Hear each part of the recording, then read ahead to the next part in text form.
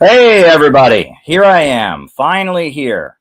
Wow, so glad to be here with all of you. Thank you for waiting. I'll explain what the delay was. Not a huge deal. It's just a huge deal in the fact that I didn't get on here and talk to you all as soon as I wanted to. But now I'm here. I'm here for the evening. We're going to have a great, lovely conversation here in my lovely Brooklyn apartment in front of the famous bookshelf. My wife is at an art exhibit tonight, so we have the apartment all to ourselves. We're going to have a great conversation. So hit the like button, hit the subscribe button, hit the notifications bell. We're going to talk about all kinds of stuff tonight. It's going to be a wild conversation, but let's roll, folks. Thanks for waiting. I appreciate the wait, and we are going to talk about a lot of important things. Spoken of the American century. I say that the century on which we are entering can be and must be the century of the common man. A radical redistribution of economic power. I mean, we know that racism is just a byproduct of capitalism. Everything would be all right if everything was put back in the hands of the people. We need a government that will make sure Americans are taken care of and organize the economy to serve the people, not the profits of a wealthy few. We now have the techniques and the resources to get rid of poverty. We got to start getting out there with the people. Get out of the movement and get to the masses. We need a government of action.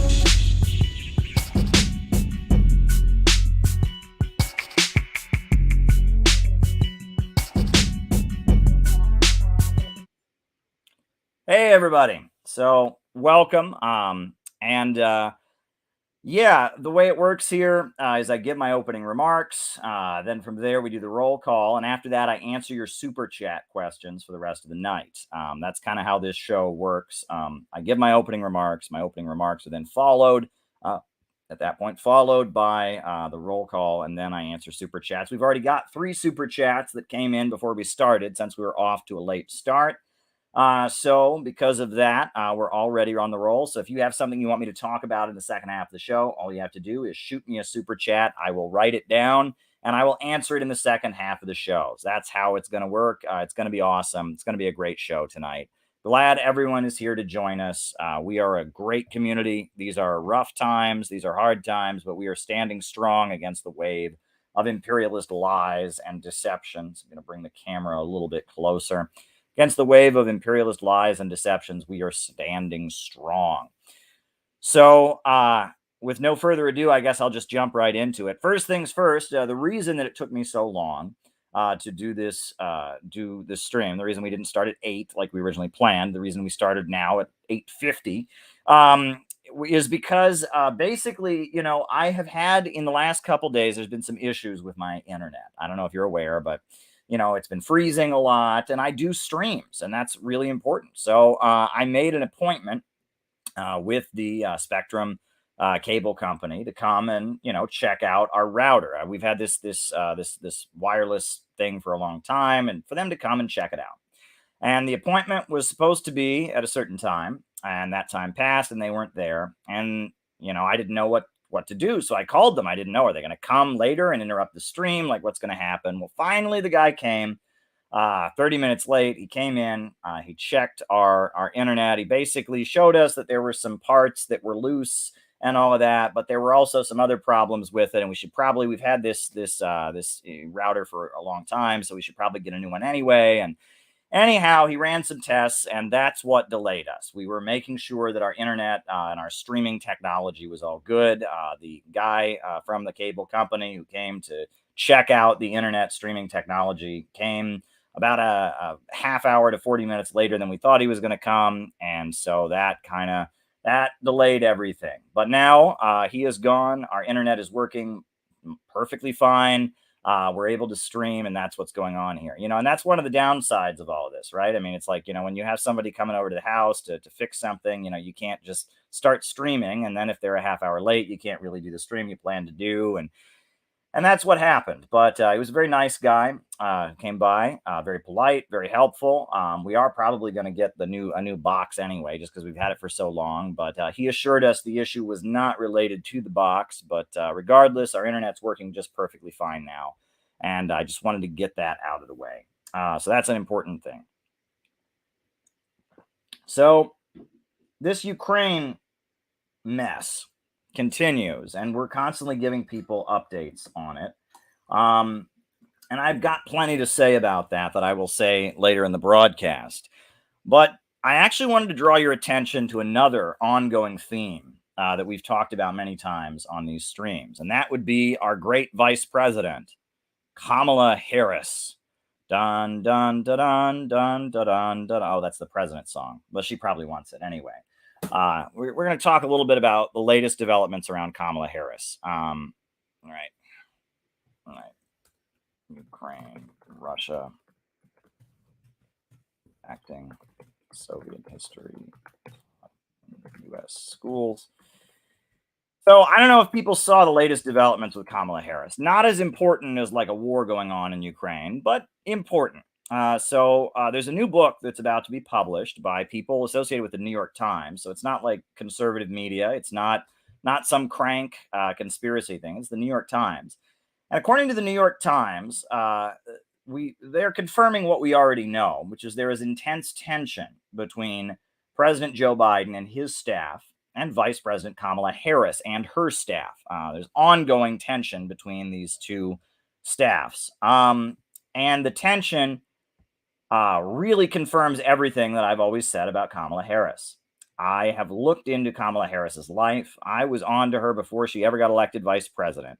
And Kamala Harris is a sadistic narcissist. She is a very, very dangerous person. And I'll get into why that is. If you're new to this community, you won't have heard all of this before. She's a sadistic narcissist. And I wrote this book. This book was published in September of 2020. Before she was elected vice president, I wrote this book. I did some investigation on her when she was first running for president, when she was running, and I got some inside information from somebody who knows her father.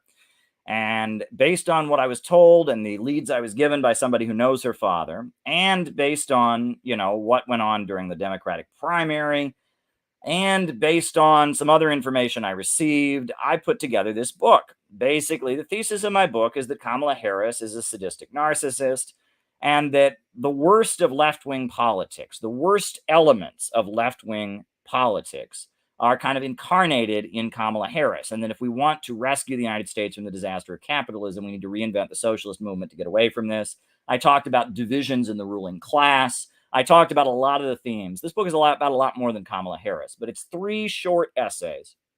The first one is about leftism and what leftism means. The second one is about psychology. And the third one is about U.S. foreign policy. And I tie together all the loose ends and explain where Kamala Harris came from. This is my book, and it was very well reviewed. The communist daily newspaper of the United Kingdom, the Morning Star, Helen Mercer of the Morning Star gave it a very smashing review. She loved the book. Other people have read the book and said it blew their minds. The folks at Twink Rev read it. Peter Coffin read it. This book is a big deal. And you can bet, I'm sure, because there is so little out there about Kamala Harris, I'm sure her staff has read this book. I'm sure that the staff has read this book and they don't like it. And they're not happy about it. Because, it's really wild. So when Barack Obama was running for president, we learned everything there was to know about Barack Obama. We learned about Barack Obama's pastor. We learned about Barack Obama's school. We learned about Barack Obama's mother. We learned everything there was to know about Barack Obama. Kamala Harris, nothing. We learned that she's a congresswoman. She's a U.S. senator. She used to be an attorney general in California, and she's a woman of color. And we should all feel really empowered that she's been picked as VP. And that's it. No one talks anything about her. They're like, yeah, her mom is from India. Her dad is from Jamaica, and she gives really, really good speeches. No. There is so much there about Kamala Harris. There is so much there that is so important. And this person who knew her father, tuned me in about how important it is, how much there is to know about Kamala Harris. And wow, there's a lot there. There's a lot there, folks. A lot. So lately, what I said in this book has been confirmed, right? In the fall, a bunch of her staffers quit. A bunch of the people who worked for her quit. And they gave interviews about why they quit. And they said she subjects them to soul-crushing criticism. Soul-crushing criticism. When they make a mistake, she viciously humiliates them in front of the other staffers and degrades them. They also said that all the other folks on Capitol Hill and all the other folks in Congress and in the White House do not want to be associated with Harris people. So if you want to get a job in DC, you don't work for Kamala Harris, because everyone hates the Harris people who work for her because they're unpleasant and obnoxious like she is. And the other thing that they said is she refuses to be prepped for interviews. She refuses to be prepped for interviews, right? So they don't practice the interviews with her and get her, on point and get her talking points in order. However, if she ever makes a mistake in an interview, which she's done many times, she's made many mistakes. Her interviews are embarrassing. Whenever she makes a mistake in an interview, she never takes responsibility for it. It's always somebody else's fault. So again, does that sound like a sadistic narcissist, soul-crushing criticism, never taking responsibility for any mistakes, refusing to be prepped? Because why would the great Kamala need any prep? She very much fits everything that I said. So now the latest developments. These are the latest things. So there's a new book that's about to be published, and we're getting a taste of it by the people at the New York Times. And they describe the tension between the Kamala Harris staff and the Biden staff. And some of it, it's so stupid. Okay, it makes you want to laugh, but then you have to go, wait a second. This woman could be having her finger on the nuclear button. This isn't funny. It's not funny, but it's terrifying, actually. But it's funny. It's funny if this was in a movie. It would be funny if this was in a sitcom. But it's like, this is real life. This woman has her finger on the nuclear button. It's not funny. So here's the latest thing we heard. The latest thing we heard is that Kamala Harris is angry that people don't stand up when she enters the room. Have you guys heard about this? So when heads of state enter the room, when the president or the king or the prime minister, it's generally done across the world. When a head of state enters the room, people stand up, right? Just kind of like in a courtroom in the United States. When the judge enters, you rise for the judge. Kamala Harris is not president of the United States. She is the vice president. But she apparently is greatly offended that when she enters the room and Joe Biden's people are there, they stand up for Joe Biden, but they don't stand up for her. Well, they don't stand up for her because she's not the president. She's not the president, but yet she wants people to stand up for her, even though she's only the vice president. People didn't stand up for Dick Cheney. People didn't stand up for Joe Biden when he was vice president. People didn't stand up for Mike Pence. But for some reason, she takes great offense at the fact that people do what they have been doing since the beginning of time, since the beginning of the country, which is they stand up for the president and they don't stand up for the vice president. She takes great offense at this. Great offense. Another thing that we found out is that Kamala Harris also apparently, and this is great. Kamala Harris was angry that when she was photographed for the cover of Vogue magazine, I mean, I can't get over this. When she was photographed for the cover of Vogue magazine, they showed her wearing tennis shoes. But the question is, why did she wear tennis shoes to the photo shoot if she did not want to be photographed wearing tennis shoes? It is one of the most bizarre things. So apparently they were having a photo shoot, and she picked, her staff and others, they picked out the outfits, and she went to the photo shoot with tennis shoes on, with socks and, these laced up tennis shoes, and went and did the photo shoot. Everything was fine. And then she saw the cover of Vogue magazine with her on it, and it showed that she was wearing tennis shoes. And she was furious that she looked like a child. That's unfair. It made her look less serious. They're not taking her seriously. They showed her tennis shoes. And everyone on her staff was like, why didn't you tell us you didn't want him to see the tennis shoes? You did know you were going there to get your picture taken. You did talk and negotiate with them about the outfit.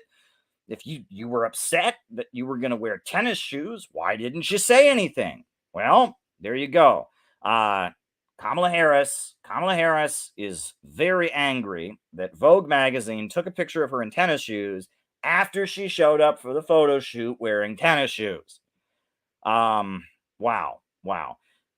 The other thing, apparently Kamala Harris's staff, they have accused Biden's staff of being racist. Biden's staff tends to be mostly white people. Kamala Harris's staff is mostly people of color. And so Kamala Harris was telling her staff that Joe Biden's staff are racist. Now, that's not to say I don't know what went on. I mean, is it possible that Joe Biden's staff did something racially insensitive? Or is it possible that the guy who wrote the crime bill might have some racists and former cops or bigoted people on his staff? Of course. That's not the issue. The issue isn't whether or not Biden's staff actually has racists on it.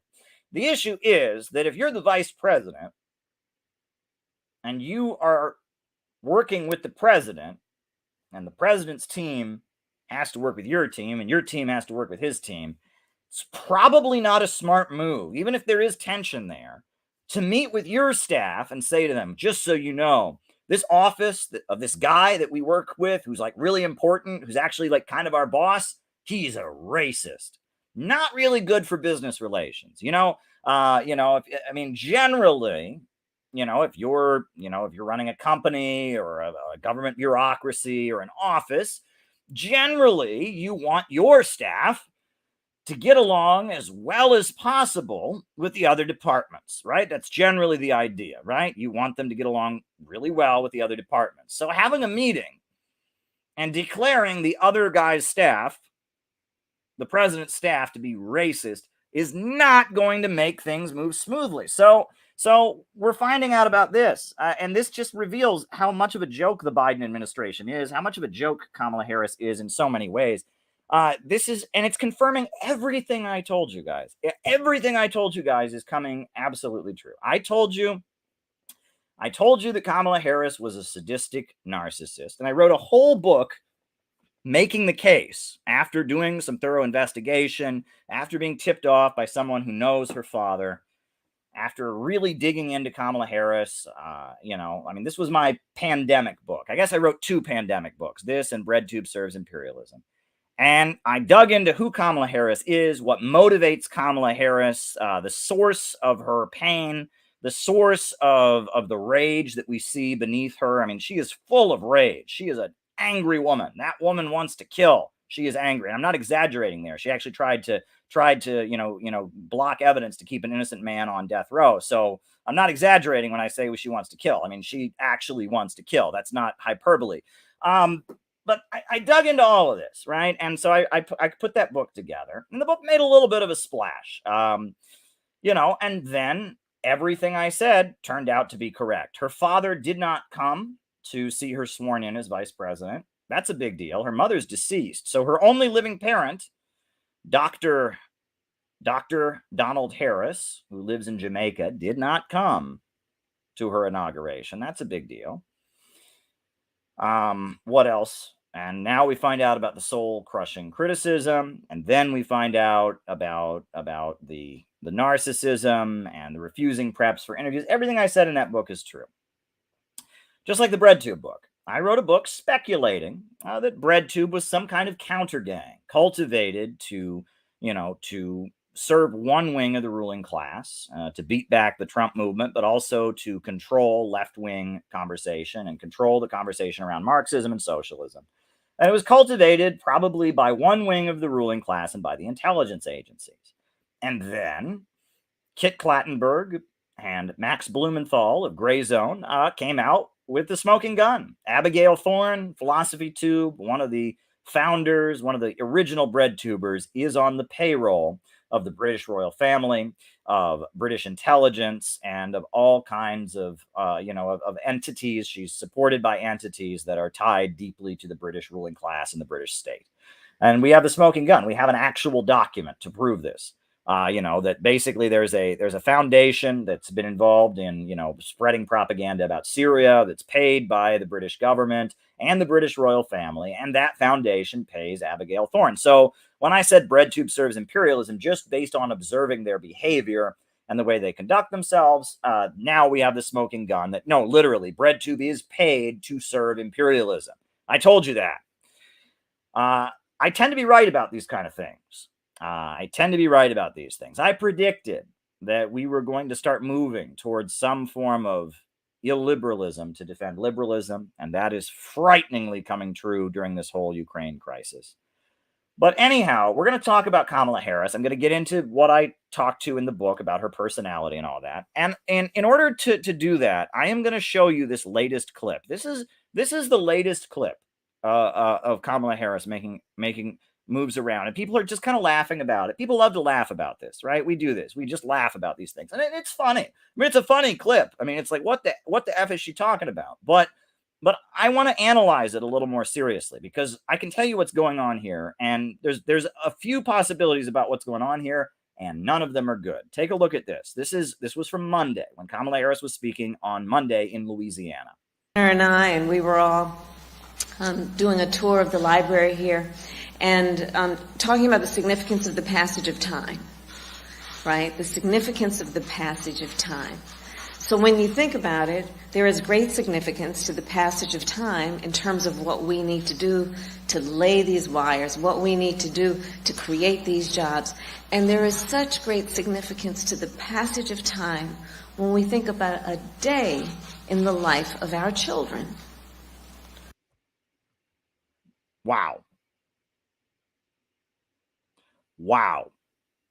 Significance of the passage of time. Like, we got to think about the significance of the passage of time. You got to think about, like, the significance of the passage of time. Like, I was thinking about the passage of time and the significance of the passage of time, and it, like, blows my mind, man. Have you ever thought about the significance of the passage of time? Oh, my God, the significance of the passage of time, man. I mean, is she on drugs? Possibly. That is one very real possibility here. One very, very real possibility is that Kamala Harris is on drugs. And I'm not saying that lightly. I don't think she's on drugs because she likes to get high with her friends. I think she may be on drugs because that's a trendy thing now. For psychological treatments, they're into microdosing hallucinogens. That's a really trendy thing now. People go to their super expensive, Hollywood people go to their super expensive therapists and their super expensive trauma treatment people. And they go there and they say, oh, you know, you have trauma in your past, you have pain. Well, what you need is some LSD. What you need is some peyote. What you need is some DMT. And they give people hallucinogens now. It's really trendy. It's super trendy. And especially in California, where Kamala Harris comes from, especially among people that are dealing with issues like trauma, which we'll get into. There's plenty of that in Kamala Harris's past. And it appears that it's very possible that Kamala Harris could be using psychedelics for some kind of mental health treatment. And that what happened was that, the way those things work is that, you obviously trip, you take the drugs and you trip. But other than that, you have what are called flashbacks, where you're just driving down the road and all of a sudden you're tripping. And that's one of the dangers of using hallucinogens. Is not only, people set aside the time where they're going to hallucinogen, they're going to have their LSD trip or whatever. But then a week later, they're just living their normal life, and all of a sudden they're hallucinating. And it can be very, very scary. And you don't expect it. What if you're driving? What if you're, it can be very, very dangerous, right? So it's very possible that Kamala Harris she's been microdosing hallucinogens in some kind of psychological treatment, and that in that moment, she had a flashback, an LSD flashback. She had an unplanned trip, and she just started tripping out. The other thing that's possible is that Kamala Harris has been hypnotized to some degree or other. And that's very possible as well, right? Hypnosis is also very, very trendy in the same circles, right? And that the way hypnosis tends to work, you have certain phrases that kind of trigger you, and that to some degree or other, some hypnotist or some psychological counselor, a psychologist, or somebody who's doing some kind of mental health work with Kamala Harris has hypnotized her, and she gets into a hypnotic state. And, I'll just pull that clip up again. And we were all look at the eyes. Doing a tour of the library. Look at the eyes. Look at the eyes. I'm going to turn the audio off. Look at the eyes. Look at the eyes. She's not all there. She's not all there. She is not all there. Look at the eyes, right? Now, maybe she just didn't get a good night's sleep the night before, but she ain't all there. She ain't all there, and she's talking about the significance of the passage of time, man. And she ain't all there. Something's going on there. I don't know what it is, but her eyes are glossed over. She's repeating like the significance of the passage of time, man. Something ain't right. Something is not right in this clip, right? The eyes are not functioning normally. The significance of the passage of time, you know, she thinks it's deeply profound. Look at that. Look at that face, right?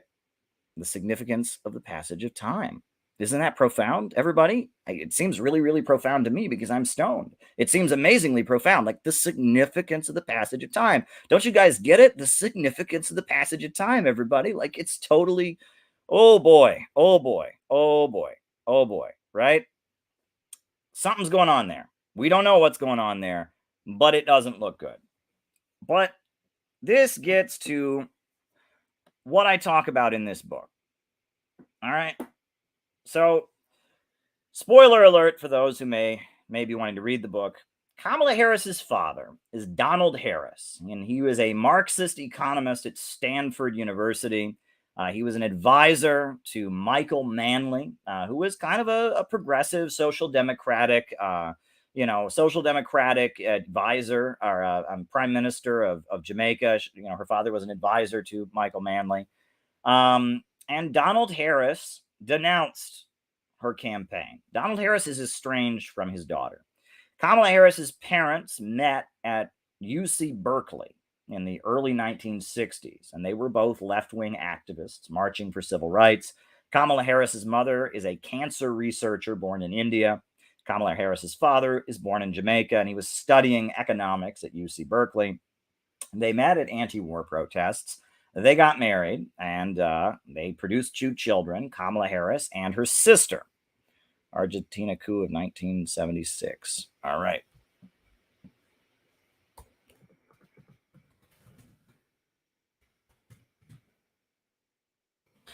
They produced Kamala Harris and her younger sister. And then there was a divorce. And the parents separated. And Kamala Harris basically lies about that divorce in her autobiography. In her autobiography called The Truths We Hold, she says the only thing that her parents fought over was the books. Bull honky. We know, thanks to her father, Donald Harris, and his essay, Reflections of a Jamaican Father, we know that Kamala Harris' parents had a custody battle. They didn't just fight over books, they fought over Kamala and her younger sister. There was a custody battle, and her mother won the custody battle, and her father lost the custody battle. And her father believes that the stereotype of Jamaicans as not good fathers, as primitive, as barbaric, played a role in that. The language he uses, he believes that it was racism and anti-Caribbean, anti-Jamaican bigotry that played a role, that they presented him, even though he was a highly educated man, even though he was a high-achieving academic, they basically took his custody, away, and took his ability to see his daughters away because of racism. And he resents that very much. And he drops some other hints about the issues with Kamala Harris. He drops some other hints, in his essay as well, about what it might be that caused, that caused Kamala Harris to have resentment toward him. But he writes a lot about his mother and grandmothers, his grandmothers on both sides, and how they were strong women, and how they were socialists, laborites, members of the Labor Party in Jamaica, and how he wishes that Kamala Harris had been able to meet them and look up to them and see them as proud, strong Jamaican women. Read this essay if you can get your hands on it. It's hard to get your hands on, but if you can dig it up, the Reflections of a Jamaican Father by Donald Harris is quite an essay. It's quite telling. It almost, it's really sad I guess. It's just a really, really sad piece of writing. I mean, this is a father who has been estranged from his two daughters, who he deeply loves. And he feels that, that they have been deprived of their Jamaican heritage. He's very proud of being Jamaican, and he very much resents, he really, really resents the fact that that his daughters, were not a part of his life, that he wasn't able to raise them and teach them about their Jamaican heritage. And on top of that, and this is what's also interesting. So in addition to this essay, Reflections of a Jamaican Father, we also have Donald Harris coming out and saying when he was, when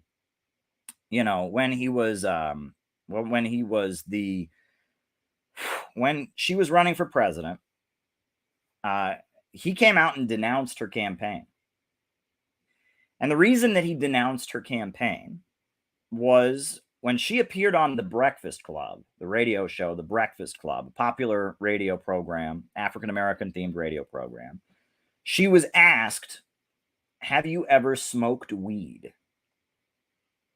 Have you ever smoked weed? And she laughed and she said, of course, half my family is from Jamaica. What do you think?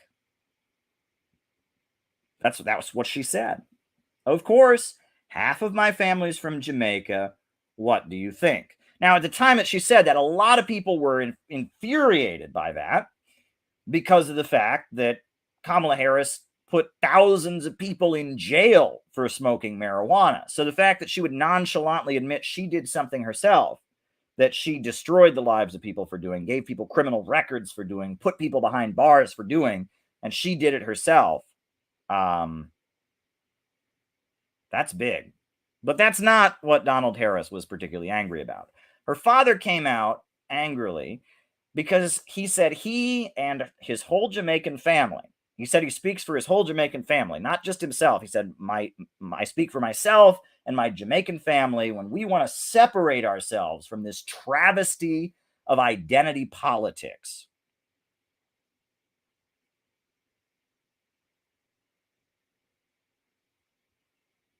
Wow. This travesty of identity politics. And he spoke with rage. He spoke with rage about what he called the stereotype of Jamaicans as thrill-seeking, I'll actually read you exactly what he said. I'm just going to read you what he said, right? This is what he said. He said, this is what he said. These are pretty intense words from the father of someone running for president. My dear departed grandmothers, as well as my deceased parents, must be turning in their graves right now to see their family name, reputation, and proud Jamaican identity being connected in any way, jokingly or not, with the fraudulent stereotype of a pot-smoking joy seeker and in the pursuit of identity politics. Speaking for myself and my immediate Jamaican family, we wish to categorically disassociate ourselves from this travesty. Boom. Boom. You want to talk about a diss? Could you imagine you're running for president? You're running for president. And in response to a joke you make in an interview, your father, your biological father, who you don't speak to, comes out and basically throws you under the bus like that, says that your ancestors are turning in their graves. How dare you?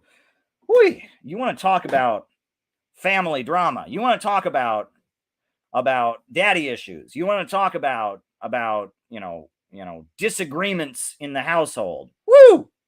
You ain't seen nothing yet, folks. That is really intense. That is extremely intense. That is big.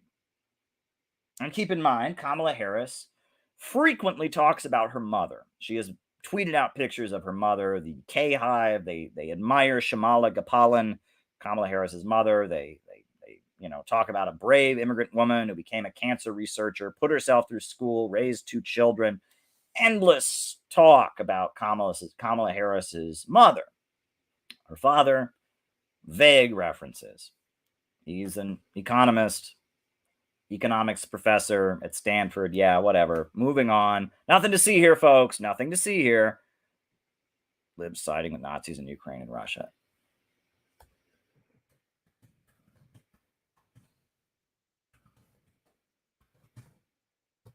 Nothing to see here, folks. That's basically the way she talks about it. But then it gets better.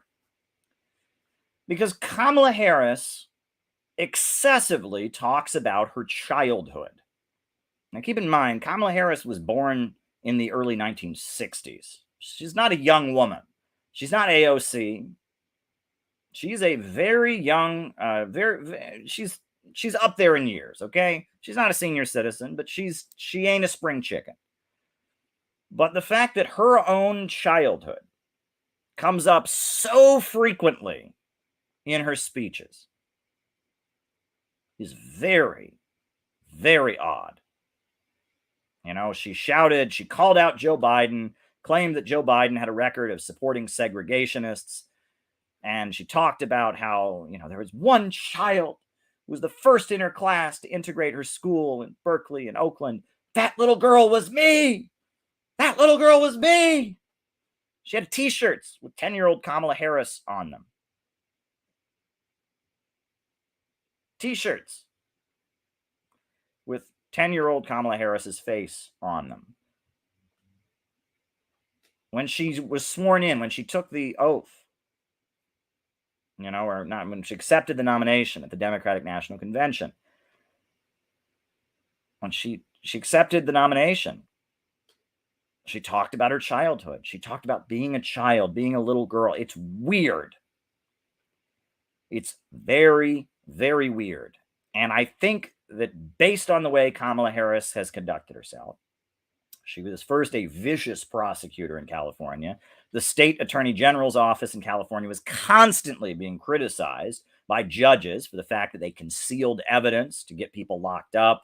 There were drug labs that were running false positive results, and they wouldn't give that information. So people would test positive for drugs when they hadn't taken drugs, and they would not hand that information over to the defense because they wanted to lock somebody up. You know, she was just this vicious lock 'em up prosecutor, first in the Bay Area and then as California State Attorney General. You look at her behavior, how she's moved her way up, and how she frequently invokes her childhood endlessly. There's another thing. There's a very famous clip of Kamala. I should have it for you here today. I've shown it elsewhere on this channel. Very famous clip of Kamala Harris, where she brags about how she jailed the parents of children who were truant from school. That's what she did. Low-income, working-class families in Oakland, you know, if their kids were skipping school, she put the parents in jail. It's a demented policy, you know. Obviously, kids need to be in school. Obviously, you know, especially low-income children need to be in school, get some opportunity. But how does locking their parents in jail help low-income children? How? I mean, how in the world does that help low-income children to have their parents go to jail? It doesn't help them. It doesn't help them. Doesn't help them. Does not help them. Does not help them in any conceivable way. But it punishes somebody. It gets revenge on somebody. Somebody pays for what they did. And that's why Kamala did it.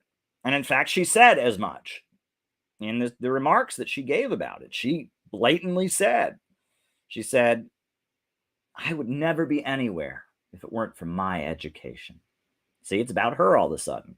Not about the law, not about justice, not about what's good for the society. No, it's about her. She would never be anywhere if it weren't for her education. So depriving a child of education is tantamount to a crime. So she decided to lock up the parents of children who were truant from school. And she laughs about it. My staff went bananas. She laughs about this, about jailing low-income parents because their kids skip school. She thinks it's funny because she's delighting in the idea of hurting somebody. And it's about her. There's something that happened. She says she was deprived, or she would never be anywhere if it weren't for her education. So she's getting revenge for something that was done in her childhood. That is abundantly clear. That is abundantly clear. And then there's a case where there was a man on death row who was facing the death penalty. And the governor of California said, okay, if we're going to execute this guy, we need to get DNA evidence. We need to make sure he actually committed the crime.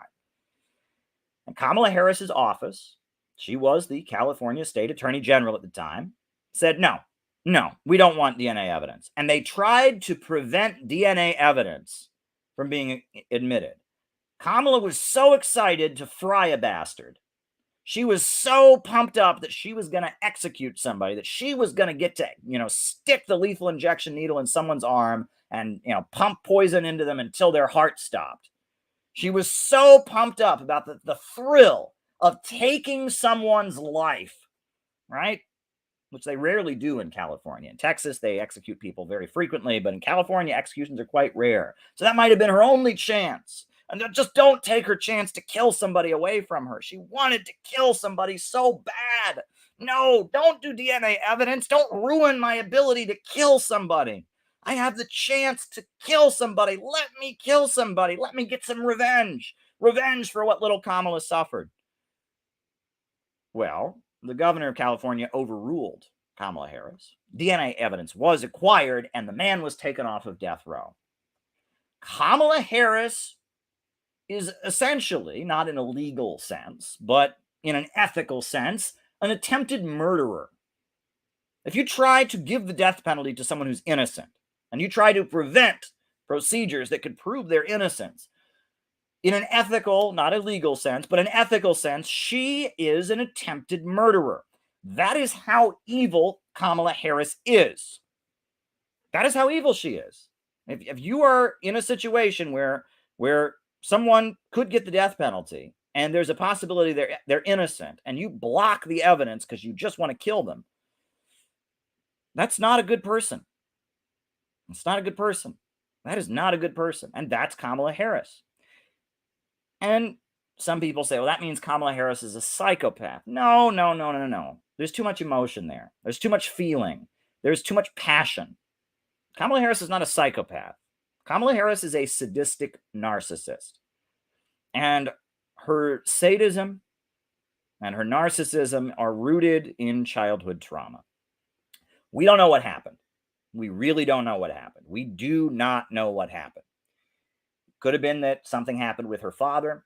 Could have been that something happened that, happened at school, happened in her neighborhood. We don't know what happened. We do not know what happened. But something happened to little Kamala Harris. And Kamala is full of rage about whatever happened to her.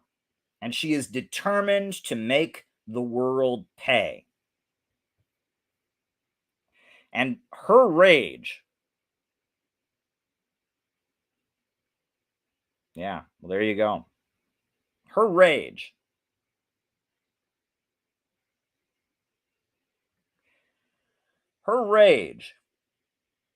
cancels out the humanity of other people. Those children who are truant from school, they don't matter, because she doesn't want to actually help them. She just wants to punish their parents. And this man could have gotten the death penalty if Kamala Harris had gotten her way. He doesn't matter. He's just a stand-in for getting revenge on whoever she feels harmed her. There are different theories, right?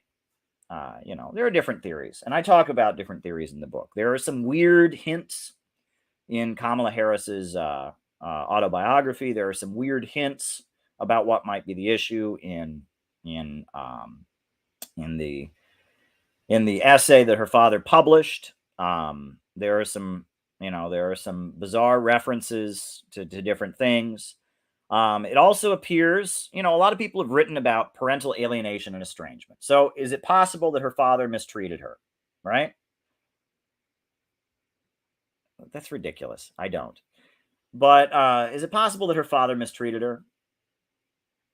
Sure, that's possible. Is it possible that her mother raised her and her sister to blame their father for all the family's hardship, right? Her mother was a single mother. They probably had financial difficulties. It's probably hard, once Donald Harris was out of the picture and once, Shamala was raising the two girls, on her own. It was probably very, very hard. Probably very, very hard, for the family to get by. And is it possible that scapegoating her father was something that her mother did? Is it possible that her rage is about something completely unrelated to her family and her parents? We don't know. But we do know that Kamala Harris feels like a victim. She feels like a victim, and she is obsessed with taking revenge for this perceived victimhood. She feels like a victim of Vogue magazine because they photographed her in sneakers after she came to the goddamn photo shoot wearing sneakers. She feels like a victim of Joe Biden's staff because she thinks they're racist. She feels like a victim because people don't stand and applaud, or don't stand up when she walks into the room, even though she's not actually the president, she's the vice president. Kamala Harris has cultivated her own feelings of victimhood, which are probably based on very real things that happened. There are probably some things that did happen in her childhood in which she was definitely a victim. But based on that, she has cultivated this feeling of victimhood, that she's a victim, and her life is about proving, it's about getting revenge for her perceived victimhood. It's about showing the world that she's powerful. That little girl was me, and they're going to pay for what happened to little Kamala. And she has gotten herself into a mindset where other people are just objects. Other people are just these things that Kamala Harris has to crawl over in her path for glory and prestige and honor and revenge and redemption and justice for what happened to her. It is a very, very dangerous place to get to psychologically. But that's why she's in the position she's in. Right? They didn't pick her to be vice president because she's smart. They didn't pick her to be vice president because she's talented. They picked her because they can control her. The warmongers, the regime change lobbyists, the ruling class, the FBI, the intelligence agencies, they picked her because they know how to push her buttons. And you can bet, now that we see that clip of her talking about the passage of time, their ability to manipulate her, to push her buttons, to control her, whether it's with microdosing, whether it's with, reliving trauma and some of the weird stuff that Scientology does, this kind of trauma reenactment, re-traumatization therapy that goes on, various tactics of that have been developed over the years, whether it's with hypnosis, whether it's with microdosing drugs. You can bet that the people who put Kamala Harris where she is, because they know how to push her buttons, are working harder on her than ever before. And that's why she looks completely out of touch with reality in that clip, right? Kamala Harris was a last-minute decision that they really wanted, a lot of people really wanted Hillary Clinton to run for president again. This is documented. I cite sources in the book, page after page, I cite sources. And it was the Hillary Clinton faction, the people that were backing and wanting Hillary Clinton to run for president again. They had a meeting in the Hamptons in Long Island, and they made a decision. Nope, Hillary Clinton can't run again. We're going with Kamala. And it was that Hillary Clinton State Department faction, Samantha Power, Anne-Marie Slaughter, Cass Sunstein, a whole crew of very evil people, Ben Rhodes. There's a whole crew of regime change lobbyists, the people who handled Barack Obama, the people who pushed Barack Obama, the people who worked with Hillary Clinton to work behind Barack Obama's back. Those people have got Kamala where she is because they know how to control her. They know how to control Kamala Harris, and they know how to get what they want out of her. And the fact that Tulsi Gabbard used her very, very limited time on the debate stage to expose Kamala Harris is also very telling, because Tulsi Gabbard is an opponent of the regime change lobby. That's what she's dedicated herself to, opposing regime change wars. And Tulsi Gabbard, who's someone well connected with the military, well connected with the Modi government in India, Tulsi Gabbard had very little time. She was treated as a fringe candidate in the elections. But she used her limited time on the debate stage. They asked her a question, and she just used it. She said, yeah, that's great. And then she moved on to attack Kamala Harris.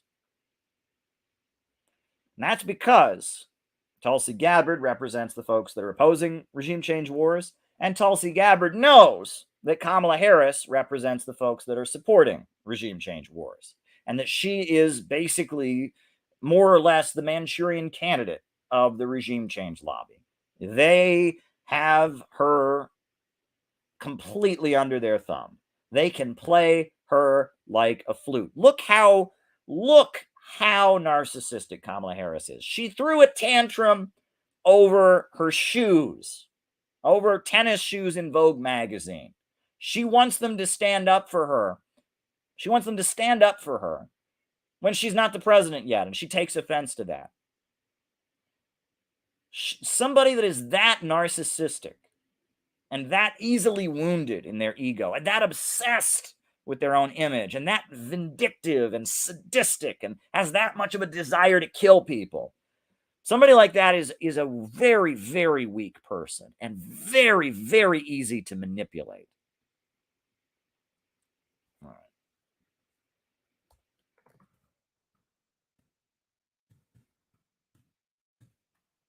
Very, very easy to manipulate. Very, very easy to manipulate. And that's why she's there. This is an unhinged person.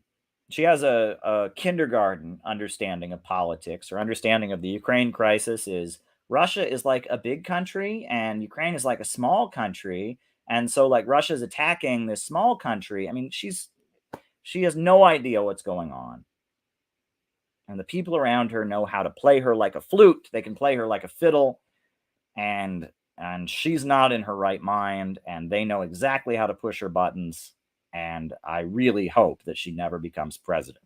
As much as I don't like Joe Biden, my hope is that Joe Biden will stay president until the end of his term.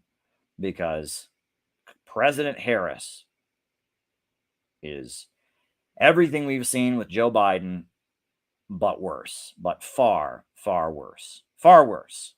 And on that note, I only have one other comment to make in my opening remarks, and then we'll start answering Super Chat questions. We'll do the roll call and then start answering Super Chat questions. But biolabs.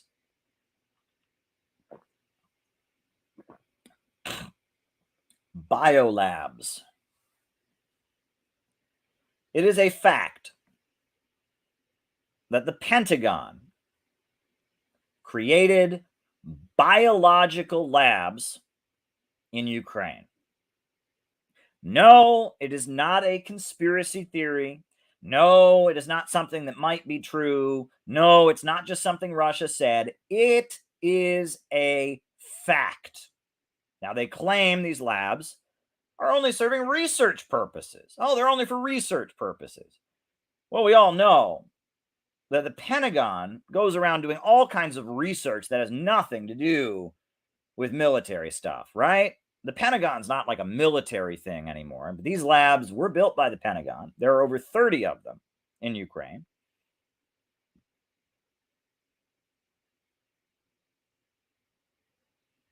And the USA admits that they're there. It just says they have no military purpose.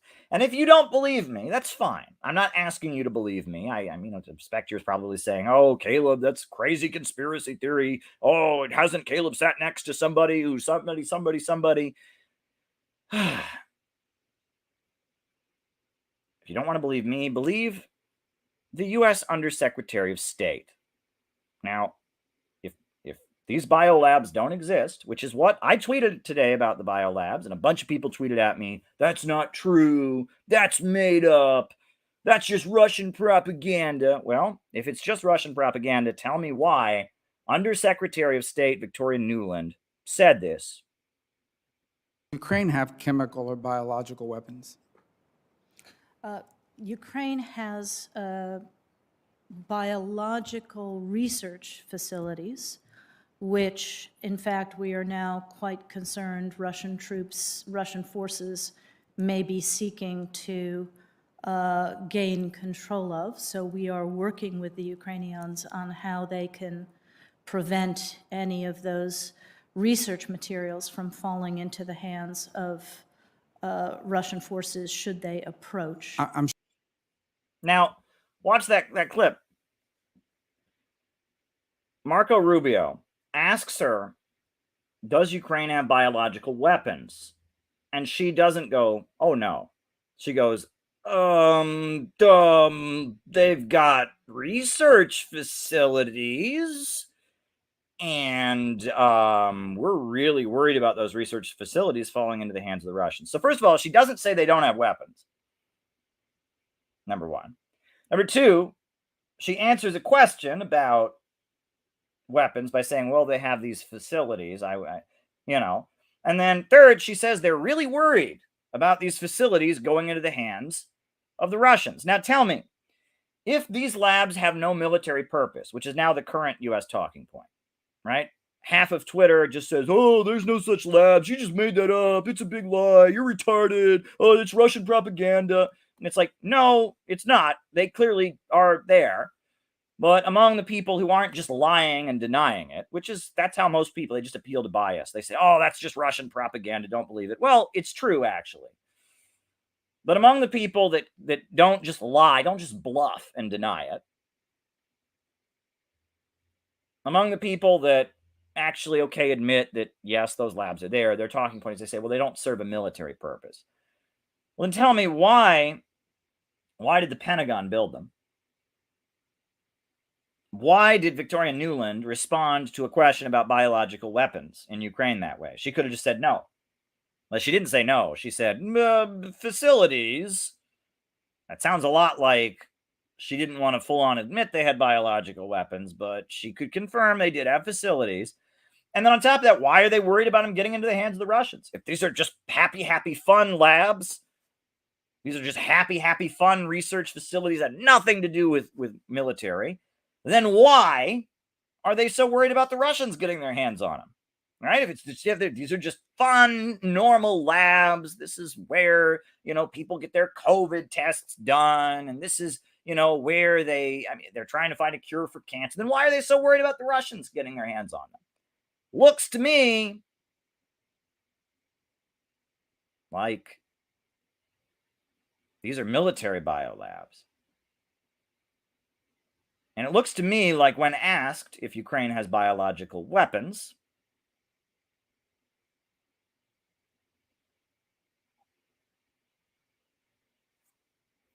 she didn't say no. Now, there's a weird connection with Hunter Biden to the biolabs. That's true. I reported on that earlier today. The firm that Hunter Biden's tied in is related to the company that was supplying these labs with supplies. Yet another example of corruption. But yes, Hunter Biden's firm, has a financial relationships with the lab, as does the Open Society Institute of George Soros. But these are Pentagon-sponsored research facilities. And the fact that when I bring them up on social media, a barrage of bots pour onto my page and say, that's not true, that's made up. And then I have that clip. And then after they lie first and say they don't exist, then they go to, oh, well, okay, yeah, they do exist, but they're just happy, fun research facilities and nothing to do with, military purposes. When they're paid for by the Pentagon, number one. When she talked about them, Victoria Nuland talked about them in response to a question about biological weapons, and she didn't say no, they don't have them. And third, they're really afraid of Russia getting their hands on them. It sounds to me like we have pretty much solid proof at this point that the United States was working with the Ukrainian government to develop biological weapons. I mean, that's what it looks like to me. I mean, you can look at that clip and decide for yourself. I mean, it doesn't literally say that, but it looks to me like there was at least an attempt by the United States to work with the Ukrainian government to develop biological weapons to attack Russia. So tell me, how can anyone in the world think that Russia is not right to bring an end to that? I'm sorry. Do you think that if Russia was setting up in Mexico and they set up 30 different labs that were developing bioweapons to attack the United States with, you think that we wouldn't go into Mexico and take those labs apart? I'm so sick of all of this moralizing. All these people are so concerned about the Ukrainians. First of all, what about the 14,000 people who've been dying in Ukraine since 2014? Do their lives just not matter because they're Russian? Their lives just don't matter because they're in Donetsk and Lugansk, because they're communists, because they're in a people's republic. Their lives just don't matter. But on top of that, now we know that not only was this government in Kiev threatening and talking about getting nuclear weapons, threatening to join the NATO alliance and bring NATO alliance right down to their border, not only were they tearing down World War II memorials, not only were they having open torchlit Nazi marches and bringing Nazis to be an official part of their military, but now the icing on the cake, that there were 30 different facilities set up by the Pentagon to do bio research. And it looks a lot like they were developing biological weapons. Now, if there is not a clear case for Russia intervening, what is? I mean, what is Russia supposed to do? How long are they supposed to wait? All right, so they've been killing people in Donetsk and Lugansk for 8 years. 8 years they've been killing these people. So they waited for 10, right? They should have waited until it was, it's 14,000, 16,000. Should they wait until it was 50,000? Then they should have protected these people. I don't know. There's 30 biological weapons facilities in Ukraine. Should they have waited until there were 60? Should they have waited until there was 100? Like, when is Russia allowed to be a real country and do what a goddamn real country would do? I'm so tired. I am so tired of this projection. Any country would do what Russia is doing right now. Any country would do this. I'm sorry, if your enemy overthrows a government right on your border, starts bombing and massacring people who speak your language, and foments a civil war against Russian-speaking people and people on your border who speak your language, if they start getting biological weapons facilities together, if they announce that they're going to get nukes, if they form a Nazi battalion that's taking oaths to kill your people, like, what Russia is doing right now makes absolutely perfect sense. War is hell, and I denounce any atrocities that go on, though they're lying about atrocities. They just make up atrocities. A lot of the claims we're seeing on TV about Russian atrocities aren't even true. But if there are actual Russian atrocities going on, I, of course, denounce that. I don't support war crimes. I don't want anyone to become a refugee. I don't want any civilian to die in war. But it's like, what Russia is doing is completely logical. It makes absolute sense. It's what any country would do. And all this moralizing and all of this emotional blah, blah, blah, blah, blah, and glossing over the fact, it drives me crazy. I am so tired of this. And people who know better, people who should know better, are buying into this garbage. They don't know anything about it. They don't know anything about this. They don't know anything about it. But they just know that they feel really sorry for Ukrainians. I feel sorry for Ukrainians too. And I feel sorry for the people of Donetsk and Lugansk. I feel sorry for them too. Right? All right?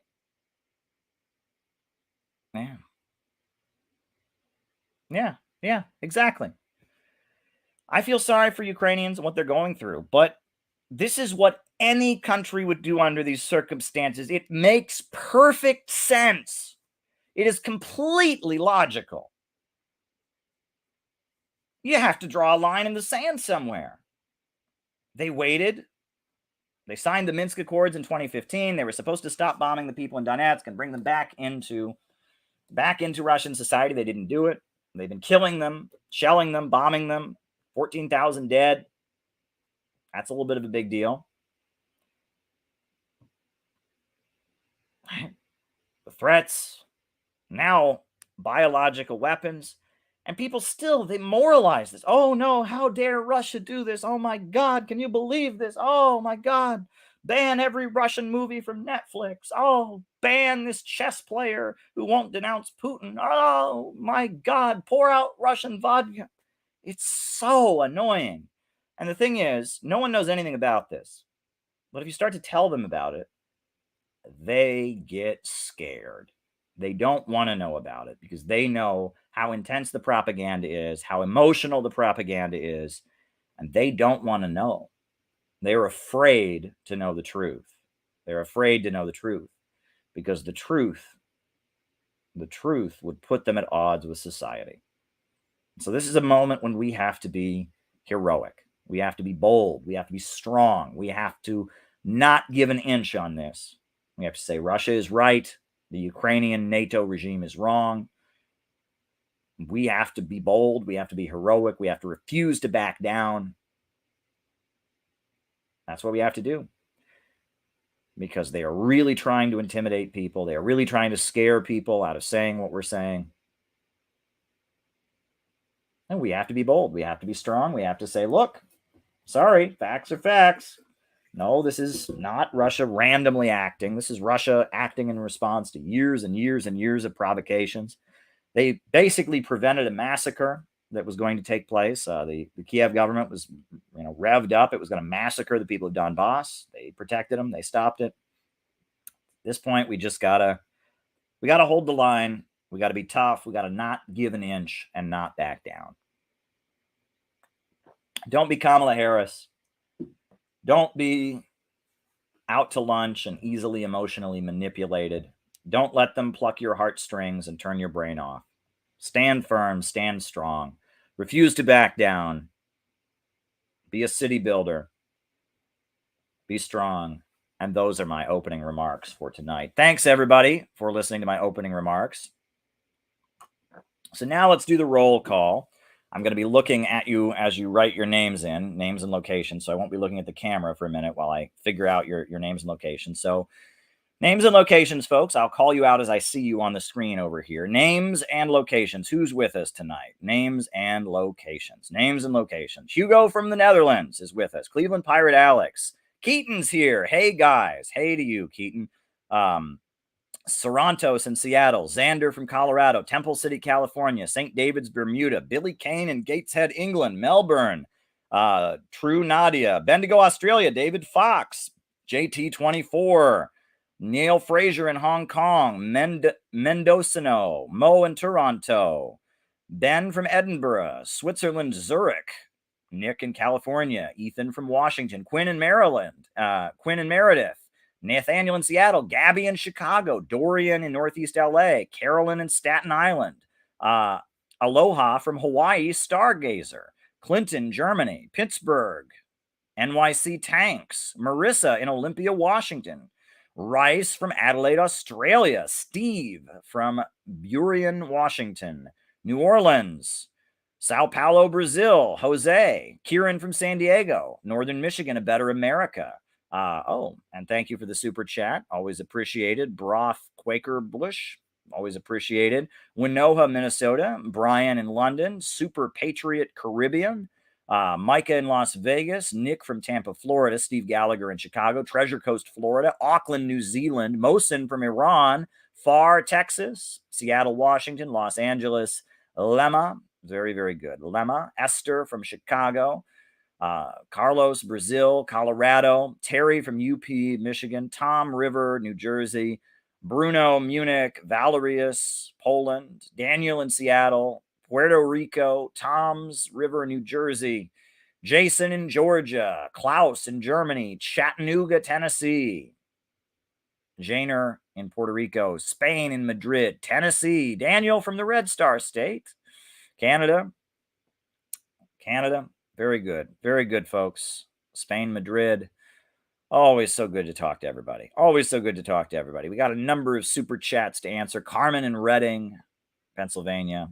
Adam in Vegas, baby. South Carolina in the house. Ian Nix. Petro Ruble, Syracuse, Mark, Bob, Troy. Wow, you all are great. This is a great community we have on here. I love doing these streams. This is the highlight of my day. Today I did some work. I did, some reporting for RT. I worked on some articles I've been writing. I went to the gym and exercised. The way I do it at the gym, now I can just look at the camera because I'm talking to all of you now. The way I do it at the gym, right, is I do it every other day. So one day I go and I do cardio. And the next day I go and I do weights and a little bit of cardio. And then I go back to just a day of cardio, and then I do weights. Today was weights day. So weights day, and I went in there and I lifted some weights, and my arms ached, and I lifted those weights, and my chest ached a little bit. Then I went and ate some food, and this is the highlight of my day. This is really the highlight of my day, talking to all of you guys. I mean, it's really a lot of fun. It really, really is a lot of fun. And I love doing it. So if you got a question, you got a super chat, shoot it my way. And I'm just going to start answering your super chat questions at this point. And there were 3 that came before the show even started. Thanks for waiting around, folks. I know we had a delayed start. Thank you. So the first question is, Biden begging Iran and Venezuela for oil, does that create leverage for the release of Alex Saab? Oh, absolutely, it does create leverage. Alex Saab, for those of you who may not have heard of his case, he's a political prisoner. He's a Venezuelan diplomat. He's Colombian born, but he is a Venezuelan citizen and a Venezuelan diplomat. And he was on his way to Iran to arrange for food and medicine from Iran to be sent to Venezuela. His plane stopped to refuel in Cabo Verde or Cape Verde. He was then dragged off the plane and held in Cabo Verde and then extradited to the United States. And he's facing charges of money laundering in Miami. His trial date is set for October. Thoughts on Nepal ratifying MCC compact? Okay.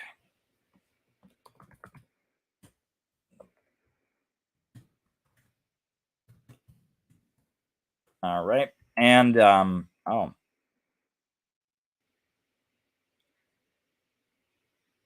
have you heard of Compact Magazine? I haven't heard of it. So there you go. Come on, man. All right. But if anyone has any other questions, there we go. So it does, Alex Saab is facing trial. His trial date is set for October. And the implications of the case are big. Basically, they're trying to create a situation where basically they can kidnap anybody who does business with Venezuela or Iran or any of the countries that the United States says it doesn't like. And it's a case of intimidation. It's a case of, the USA claiming their laws apply to the whole world. He should have had diplomatic immunity. He should have, the U.S. law has no jurisdiction in Venezuela, in Cabo Verde, or in Iran. The USA has no right to arrest Alex Saab the way they did. I mean, this is just an illegal action from the United States, but it's going ahead. And I mean, they want to send him to jail for a long time. And they should release Alex Saab immediately and drop the charges. Lily Goldklang gave a very, very great speech about the case at our conference. It's being edited right now. It should be posted soon on the website, on the YouTube channel. And we got to free Alex Saab. And there was a great day of action. People protested in Washington, D.C., and in Boston, and in Texas, and in San Francisco, and in Los Angeles, and all across the country. Center for Political Innovation activists protested for Alex Saab. It was the right thing to do. We did it here in New York as well. And I'm hoping that the USA will make some kind of deal with Venezuela and release Alex Saab. Now, that said, Venezuela has to give something to the United States. I mean, the way these things kind of work is there's kind of tit for tat. They should just release Alex Saab immediately. There should be no deal. They have no right to arrest him. However, the way negotiations tend to work is the USA will say, okay, if you'll give us this, we'll give you Alex back. So what would Venezuela give to the United States? I mean, the United States basically went to Venezuela begging for oil because they're trying to cut off Russian oil, right? Russia is a top oil exporting country, and they're trying to cut off Russia. So they said, okay, can we have Venezuela send some oil to the United States, and that way less Russian oil can come in. And, and that way we can get the price of oil to go down. And so there's some negotiations going on. So we shall see. But at the same time, I mean, and thank you, David. Thank you for the super chat. David is a great labor union activist out in Australia, leader of Australians for a New Democracy. And thank you, David, very much for that super chat. And, let's hope that that somehow Alex Saab can be released. But let's hope that Venezuela doesn't give too much ground to the United States. I mean, what does Venezuela owe the USA? Nothing. I mean, the crippling sanctions that have been imposed on Venezuela, blocking their ability to import food, stealing their money. I mean, their money has been frozen in British and American banks. They've gone all out, coup attempts, everything to try and crush the Venezuelan revolution. So, Venezuela, they should have walked into the meeting and laughed at the United States. Like, you want us to help you? But there you go. I can comment on that. All right. Very good. All right. ESA booting out. Working group. All right. So there you go. Future of Ukrainian statehood. There should be a Ukrainian state. Okay. And Russia wants there to be a Ukrainian state. Russia doesn't want to absorb Ukraine into Russia. Now, I think there are some people in Donetsk and Lugansk that want, the Donetsk Republic and the Lugansk Republic to be part of Russia, but there should be a Ukrainian state, right? And Russia doesn't want to conquer Ukraine. It doesn't want to make Ukraine part of Russia. That's not what they want. They want neutrality. They want Ukraine to not be threatening them, to not be, threatening to join NATO. They want Ukraine to stop murdering the people of the eastern regions. They want there to not be a Nazi, anti-Russian fanatical division in the Ukrainian military. But no, there should be a Ukrainian state. The Ukrainian people have a right to their statehood. And the idea that Russia is trying to absorb Ukraine or something, it's not accurate. Not accurate. All right. What is the etymology or history behind the idea of East versus West? Where did it historically start? Does it start from the Byzantine? Oh, that's a very interesting question. We can talk about that. East versus West. Does it come from Byzantine? Yeah, there should be a Ukrainian state. And Russia recognizes that there should be a Ukrainian state. And the idea, that this is about Ukraine's sovereignty as a country is absolutely ridiculous. Russia does not threaten Ukraine's sovereignty. They're not threatening Ukraine's sovereignty. They're protecting the sovereignty of the people of Donetsk and Lugansk. But keep in mind, the people of Donetsk and Lugansk asked for Russia's recognition as an independent country in 2014, and Russia said no.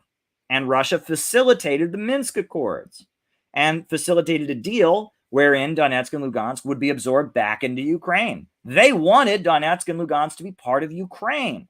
Ukraine didn't want that. Ukraine continued to refer to the Donetsk People's Republic and Lugansk People's Republic as terrorists. It continued bombing them. It would not implement the Minsk agreements. And Russia worked really hard to try and keep Donetsk and Lugansk in Ukraine. And it became very, very clear that Ukraine was not going to follow the treaty that they signed to let them be part of Ukraine. And so because Ukraine, will not take these people and is murdering them, Russia has moved in. This is not, the issue is not Ukrainian statehood, right? Ukraine has a right to be a country just like any other, right? Are the odds of a no-fly zone over Ukraine being created high? All right. Odds of a no-fly zone created over Ukraine. All right, writing it down. Good questions, right?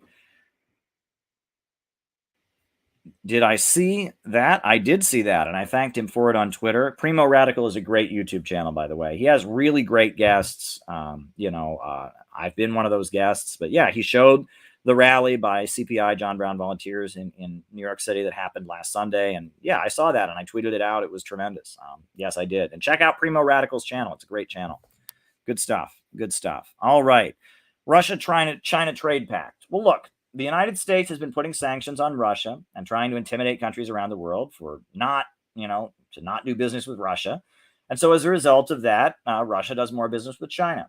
China has been intimidated by the United States, tariffs, threats. The United States is going around intimidating countries to not do business deals with China. So China does more business with Russia. They're putting pressure on both of those countries. And as a result, those countries are becoming closer and closer together. And their relationship is not based on politics. It's based on necessity. China needs to import lots of oil and gas. Russia needs to sell lots of oil and gas. And they need to import a lot of industrial products, electronics, etc. There's an economic relationship. They fit together like puzzle pieces economically. I mean, Russia and China are made for each other at this point. They're both countries that pulled themselves up in the 20th century. They were dirt poor at the beginning of the 20th century. And with socialism, it was socialism that made Russia a modern industrial country, with Stalin's 5-year economic plans. It was socialism that made China what it is today, the Communist Party, socialism with Chinese characteristics, Deng Xiaoping's reform and opening up, central planning, allowing market mechanisms, 5-year plans. Socialism made Russia and China both what they are today. Without the communists, there would be no modern Russia, there'd be no modern China.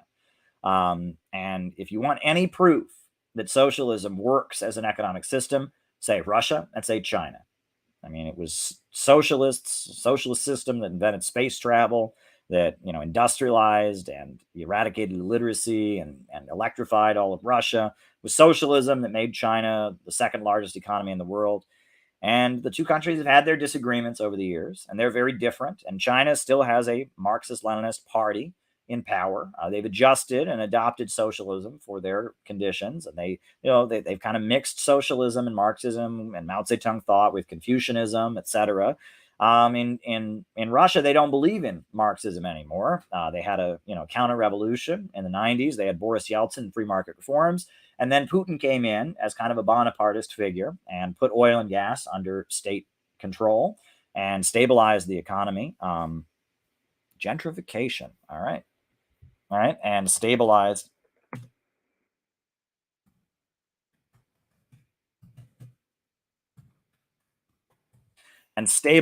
Very good question, and stabilized the economy and asserted government control over the economy in Russia.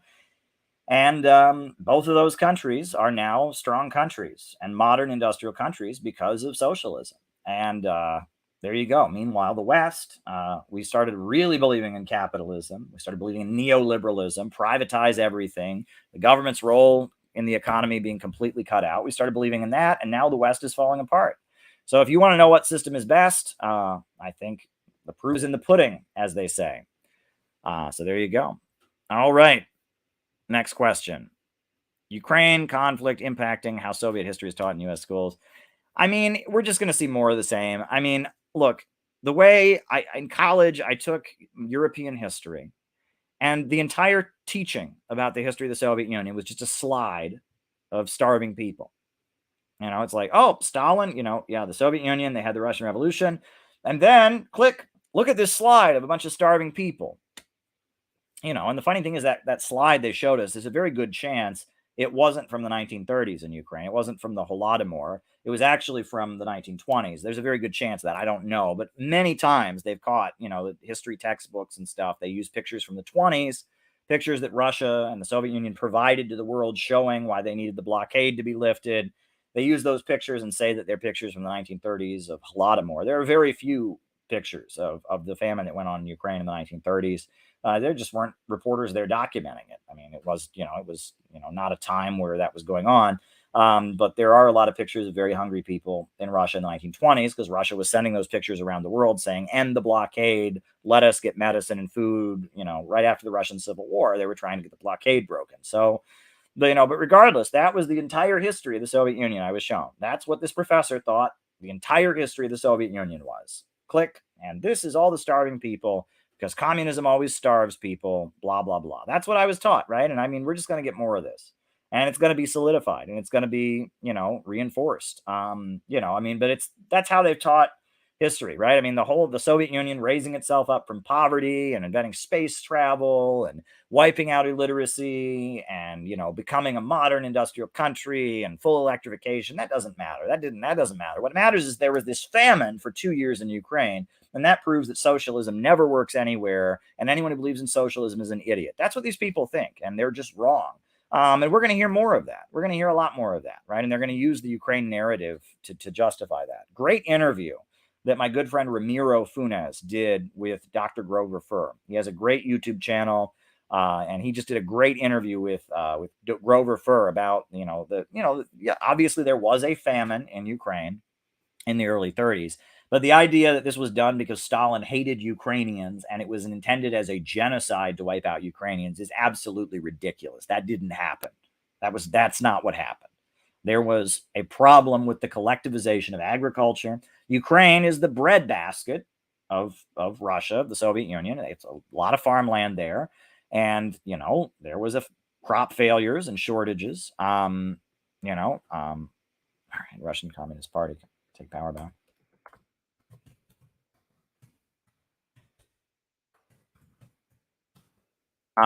Crop failures and shortages. And as a result of that, there was a lot of starvation in Russia in the aftermath of the collectivization. In 31, 32, and 33, those years were years of extreme food shortages. That happened. But it also happened in Russia, and it also happened in Moldova. It was concentrated in Ukraine. It was in Ukraine that it happened the most because those were the most agricultural regions. But it happened throughout the Soviet Union. And the idea that it was an intentional genocide to wipe out Ukrainians, that's just ridiculous. And, Mark Talger from West Virginia and a lot of historians, even like mainstream anti-communist historians, will say the narrative, okay, that there was a famine. It's possible that mismanagement contributed to the famine. It's possible there was heavy government repression during that famine. And obviously there was. When you have shortages of food and, you're regulating who gets food and who doesn't, you're going to have heavy-handed government repression. It's possible, certainly there were atrocities that went on, but the idea that Stalin was sitting there and he said, I hate Ukraine. Let's starve all the Ukrainians to death. That didn't happen. Okay. There was a famine and a lot of people died and it was awful. And it's possible that there was extreme mismanagement. They did kind of zigzag. They went from private farming to collectivization very rapidly. And there were situations where they had to export grain in order to get the farm equipment to farm better. And, can you imagine that? In order to buy tractors, you can't imagine what the Bolsheviks were up against, right? To buy tractors and to buy the supplies so you could start producing tractors. You need to sell grain at a time when there's a food shortage in your country. I can't imagine that. Can you imagine sitting there and saying, okay, well, we have a famine right now, but if we take some of the limited food we've got, we can get supplies to buy tractors so that we don't have a famine next year. That's what the Bolsheviks, that's the position the Bolsheviks were in. And that is a really awful situation. So, again, we can say hindsight is always 20/20, as they say, right? We can always say, oh, well, we would have managed it better. And maybe we would have, right? And maybe the Bolsheviks made the wrong decision. Maybe they shouldn't have spent, sold grain in order to get equipment so they could buy tractors and make sure nothing like that famine ever happened. But, maybe they did the wrong thing. I don't know. But, people want to blame the Soviet Union's, agricultural system for the famine. It was the Soviet Union that ended those famines. There were famines every year, all the time before the Bolsheviks came to power. There were famines under the Tsar year after year after year after year. Malnutrition went on all the time before communism. And no one ever says, oh, that shows that you need communism. But yes, there was a famine in the 1930s. There was Holodomor. There were millions of people who starved to death in Ukraine and other parts of the Soviet Union because of crop failures. But after that, the Soviet Union mechanized agriculture and brought in tractors and brought in electrification and built a modern goddamn farm system. So it was the Soviet Union that cured starvation, not the Soviet Union that created it. But that's not the narrative we get. That doesn't fit. And the same with China. The Great Leap Forward was a famine that took place in China in the early 1960s. Awful famine. A lot of people died. But before the revolution in China, there were famines all the time. And millions of people died. And there were famines in the 1920s. There were famines in the 19-teens. There were famines in the 1930s. There were famines all over. But no one cares about those famines because they don't play a political role in demonizing the Communist Party. And it's the Communist Party of China that cured China of having all those awful famines. No one ever gives them any credit for that, right? The fact that they cured famines, well, that's not important. What matters is that in the process of curing famines, they still had a famine. So that proves communism never works. It's so ridiculous. I don't know about that. I've never heard of that. I don't know about that. I will talk about Jehovah's Witnesses in Russia, right? We can talk about that. This is in Russia. I can talk about that. I'll touch on that briefly. But there you go. But yeah, we're just going to hear more of this. Communism causes people to starve, even though communism turned Russia and China into superpowers. We're going to hear more of that, Chaya. I mean, it's just, this is going to reinforce the anti-communist narrative. The Argentine coup of 1976. Okay. Now, if I remember correctly, right, I'm trying to get a timeline of the Southern Cone, right? They called Chile and Argentina the Southern Cone of Latin America, right? Because that's, at the bottom of, I shouldn't say the bottom, but the south of South America, the very south, you have Chile and you have Argentina. And in 1973, you had the coup in Chile that brought Pinochet to power. And then it was in the early 80s, there was a coup to remove Isabel Perón, right? I believe Isabel Perón was like a relative of Juan Perón, who was like the president. She was removed in 1982 by the military, if I'm not mistaken. So the 1976 coup in Argentina, what was that? I don't know my Peronist Argentine history enough to tell you about what that coup was. You should go ask Dakota Lilly. Dakota Lilly is the expert on all things related to Argentina and Peronism. He's brilliant. I've interviewed him about Peronism and Argentine history on this channel many times. He's a brilliant young man. So if you really want to know your chronology of Peronismo, you would have to go check out Dakota Lilly's work. He's been on the Tucker Carlson show to talk about Venezuela. Did a great job. He's a great young man. And he's very much a student of Peronismo. And the Kirchners, he's an expert on the Kirchners. He's actually hung out with the vice president of Venezuela many times. Like, he's totally friendly with the vice president of Venezuela. She's kind of his gal pal or whatever. It's kind of hilarious. So there you go. There you go. All right. Libs siding with Nazis in Ukraine and Russia. Yeah, it's so ridiculous. These people, everyone's a Nazi, right? They call me a Nazi for incoherent reasons that make no sense. They claim that Alexander Dugin in Russia is a Nazi when he's not. He's a conservative. He's a traditionalist. He's an anti-imperialist, but he's not a Nazi.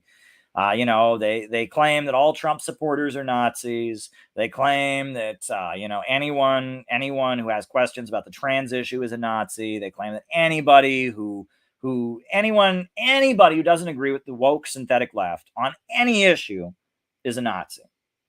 Meanwhile, actual Nazis in Ukraine get a pass.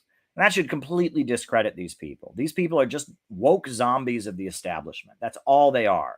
They are puppets of the establishment. That's all they are. That is all they are. All right. India getting closer to Russia and China. Well, yeah, at this point, because, India is buying weapons from Russia, and India has, they at first it seemed like they were getting closer to both Russia and China. And then under Trump, India kind of doubled down and they were with Trump against China. They were still friendly to Russia. But now it appears that as a result of this Ukraine crisis, they're getting closer to both Russia and China. And there were some border disputes with India. There were some tensions there during the Trump years. But now, look, the United States wants the whole world to walk in lockstep with them. And India is saying no. Russia does a lot of business here. Russia is a legit country. And, they might have some legit security concerns. India has relations with the Syrian government, and India has their own problem with Wahhabis. The Saudi government builds these schools in India called Deobandi schools, where they train Indian Muslims to be terrorists, to be Wahhabis. And India has been fighting against the Deobandis, right, which are these like Indian Wahhabi, Muslim terrorists. And so they saw that Saudi Arabia was sending Wahhabi terrorists to Syria, and they said, okay, we don't support that. And India has actually been somewhat supportive of the Syrian government, which is an ally of Russia. And, there's very good economic business relationships between India and Russia. And, India is not a socialist country by any means. It's a very capitalist, free market, country. But you'll notice that it's kind of becoming more and more of a bourgeois nationalist regime. Modi has, regulated banking in ways the imperialists don't like, etc. France testing nukes in Polynesia under Jacques Chirac. I don't know much about that. All right. Nepal. Well, look, Nepal is an interesting country because for many years there was like a Maoist communist insurgency in Nepal. It was led by the Communist Party of Nepal, Maoist, and they were like a Maoist communist insurgency that was taking control of the countryside. And Nepal was a monarchy And then you had the monarchy became like an absolute monarchy. And then, in the cities in Nepal, as the Maoist communist insurgency was gaining ground, you had an uprising in Nepal, by the 7-party alliance. And it was 7 political parties, a number of which were communist parties. You have the Communist Party of Nepal, United Marxist-Leninist. You have the Worker and Peasants Party of Nepal. You have the Socialist Party of Nepal. And there was a number of parties in Nepal that are Marxist parties in the cities. And the Maoists in the countryside and the Marxist-Leninist Communist Party and others, they toppled the king. And this happened, I believe it was 2006, 2007. The king was toppled, and the Communist Party of Nepal Maoist was part of the government. And now the communists in Nepal have merged into one communist party, and they are a big pole in the country, and they are the more pro-China wing. Whereas the party in Nepal that is more pro-US is called the Congress Party, and it's aligned with India. And so Nepal kind of gets caught between India and China. The Communist Party of Nepal started out, the Maoists in Nepal were these ultra Maoists that didn't like China. Now they're in power, they like China. Prachanda and a number of the leaders of the Communist Party of Nepal, Maoist, they started out as ultra Maoists like Shining Path, but now they've come to a very rational conclusion, and they are studying Xi Jinping's writings. China has built infrastructure in Nepal, but at the same time, there's still a very anti-China, anti-communist wing of Nepali politics as well, the Congress Party and other things. So there you go. All right, next question. DSA booting out the BDS working group. Well, first of all, I don't know for a fact that happened. That's just what someone super chatted. But look, boycott, divestment, and sanctions, right? Right. Zelensky ran on a platform of peace. We'll talk about that, right?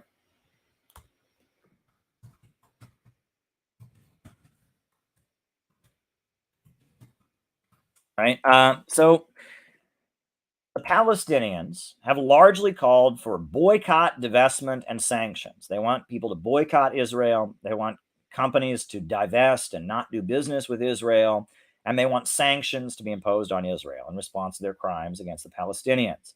And a number, there are a number, the Palestinian movement is very divided. Some want 2-state, they want a Palestinian state and an Israeli state. Some want a 1-state solution where all the people are absorbed into one state. But 2-staters and 1-staters all want boycott, divestment, and sanctions.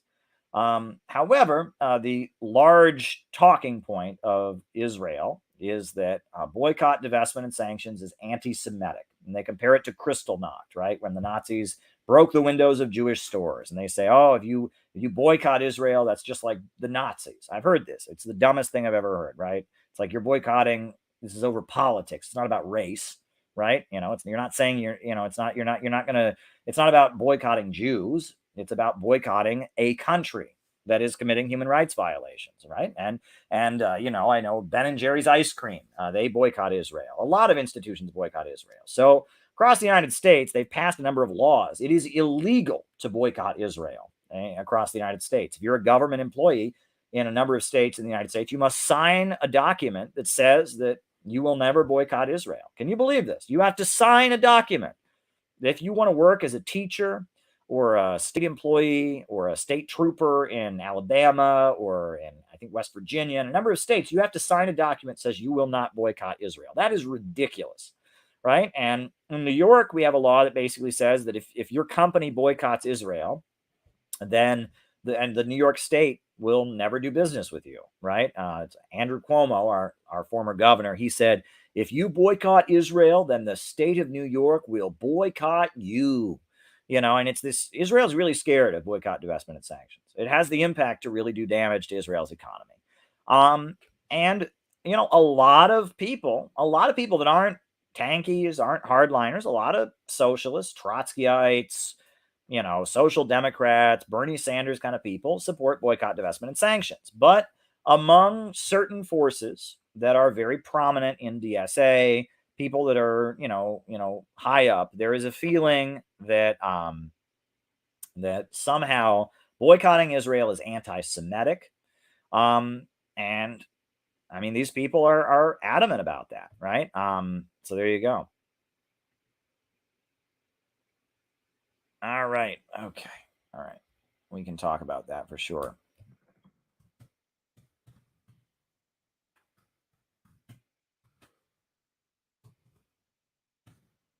All right.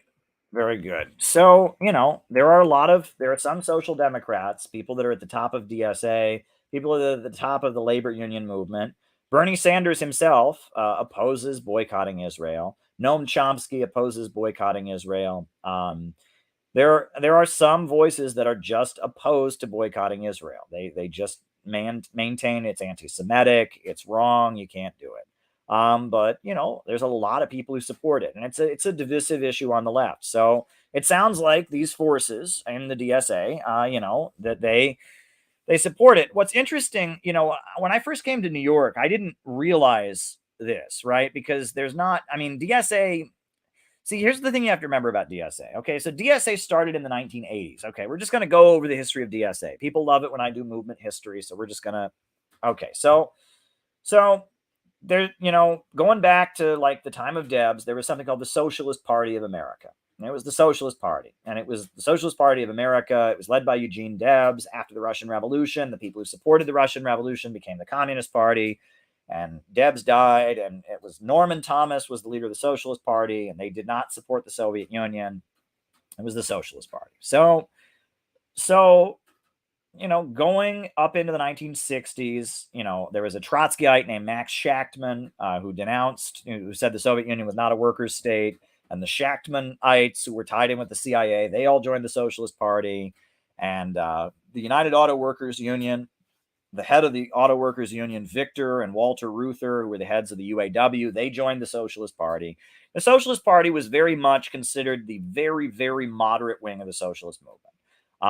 It was a group that, they technically existed and they ran candidates, but they were Democrats. Okay, they were Democrats, and a lot of them supported the Vietnam War. Max Shachtman supported the Bay of Pigs invasion because he said Stalinism is so bad, we got to invade Cuba to get rid of it, right? And a lot of them supported the Vietnam War. So, but then as the political crisis of the 1960s got going, there became a big division in the Socialist Party. And ultimately the Socialist Party dissolved. And the early 70s, the Socialist Party broke apart. It broke into three factions. The first faction was 100% against the Vietnam War. And it was led by David McReynolds. And David McReynolds was gay. He was the first openly gay man to run for president, and they were pacifists, and they were 100% opposed to the Vietnam War, and they became the Socialist Party USA, and they still exist. There's the guy who controls them now is a guy named Greg Payson. It's like Greg Payson's little kingdom, but the Socialist Party USA, right? They're highly influential. If you were highly influential, both culturally and politically in America, what top things would you promote? Top 5 things would you promote? All right. Sorry about that, folks. All right. Okay. Promote culturally and politically. All right. And so you had the Socialist Party. And then there was another faction that was not 100% against the Vietnam War. They were kind of against the Vietnam War. And they were led by Irving Howe and oh God, what is his name? Michael Harrington. Michael Harrington was a young man who became a Shachtmanite Trotskyist and then joined the Socialist Party with Max Shachtman. Irving Howe was also a Shachtmanite Trotskyite who worked for the Partisan Review and was part of the CIA's Congress for Cultural Freedom program. Irving Howe and Michael Harrington, they formed the Democratic Socialist Organizing Committee.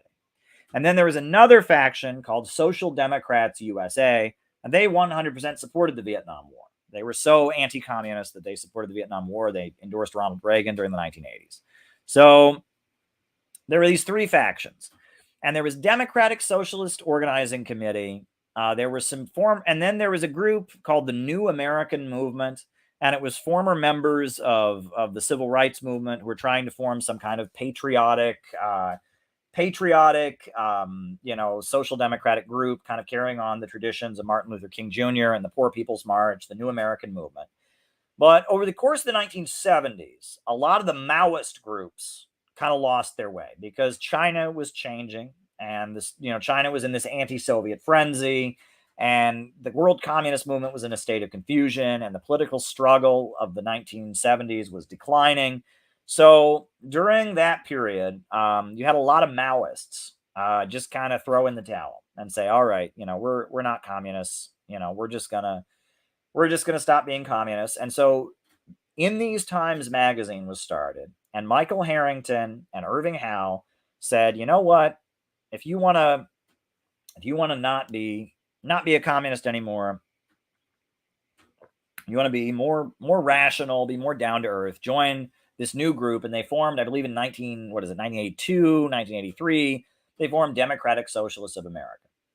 From the beginning, the CIA was all over Democratic Socialists of America. Irving Howe was part of the Congress for Cultural Freedom program. His work was being promoted by the CIA and Partisan Review and in like the New York Times Book Review. And, he was the supporter of Israel. He said anyone who protests Israel is anti-Semitic. And he was just this long time, he was writing articles that were published in the New York Times saying that, the Vietnam War protesters were too soft on the Stalinist Ho Chi Minh. And, he was just this long-time shill of the establishment, tied to the CIA.